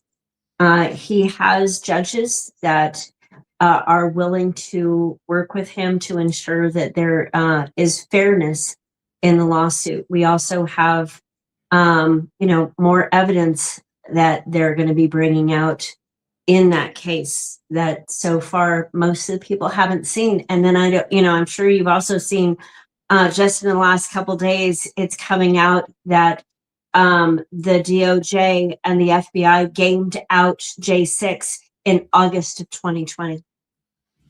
Well, I think bringing the suit in Texas is really a good idea, because one of the things that most of the Democrats do today is they shop judges, and the action initiated with the FBI in Texas, and I think there's sufficient jurisdiction there to put the case in that state. Yeah. All right. Well, even if you look at the one of the things that statistically, so if you have a felony, which is what most of the J6ers were convicted on, was a felony, the conviction rate for anything outside of that's very similar to what the J6ers had was about a 60% conviction rate. But the second that they've had it tied with J6, it was a 99.98% conviction rate. It was taking prisoners of people without a cause. Well, and they brought all the cases in Washington, D.C., where you knew they were going to have a biased result. Well, okay. Yeah. What was their choice? All right. Other than Dave Weinbaum show, where can people find and invest? I think we already covered that, right? Mm-hmm. Reach out to me directly. Yeah. I much prefer that personal interaction than some setting it up in a corporate way that you're calling and getting AI. I don't work with that. I wanted to be a tailor, but I wasn't suited for it.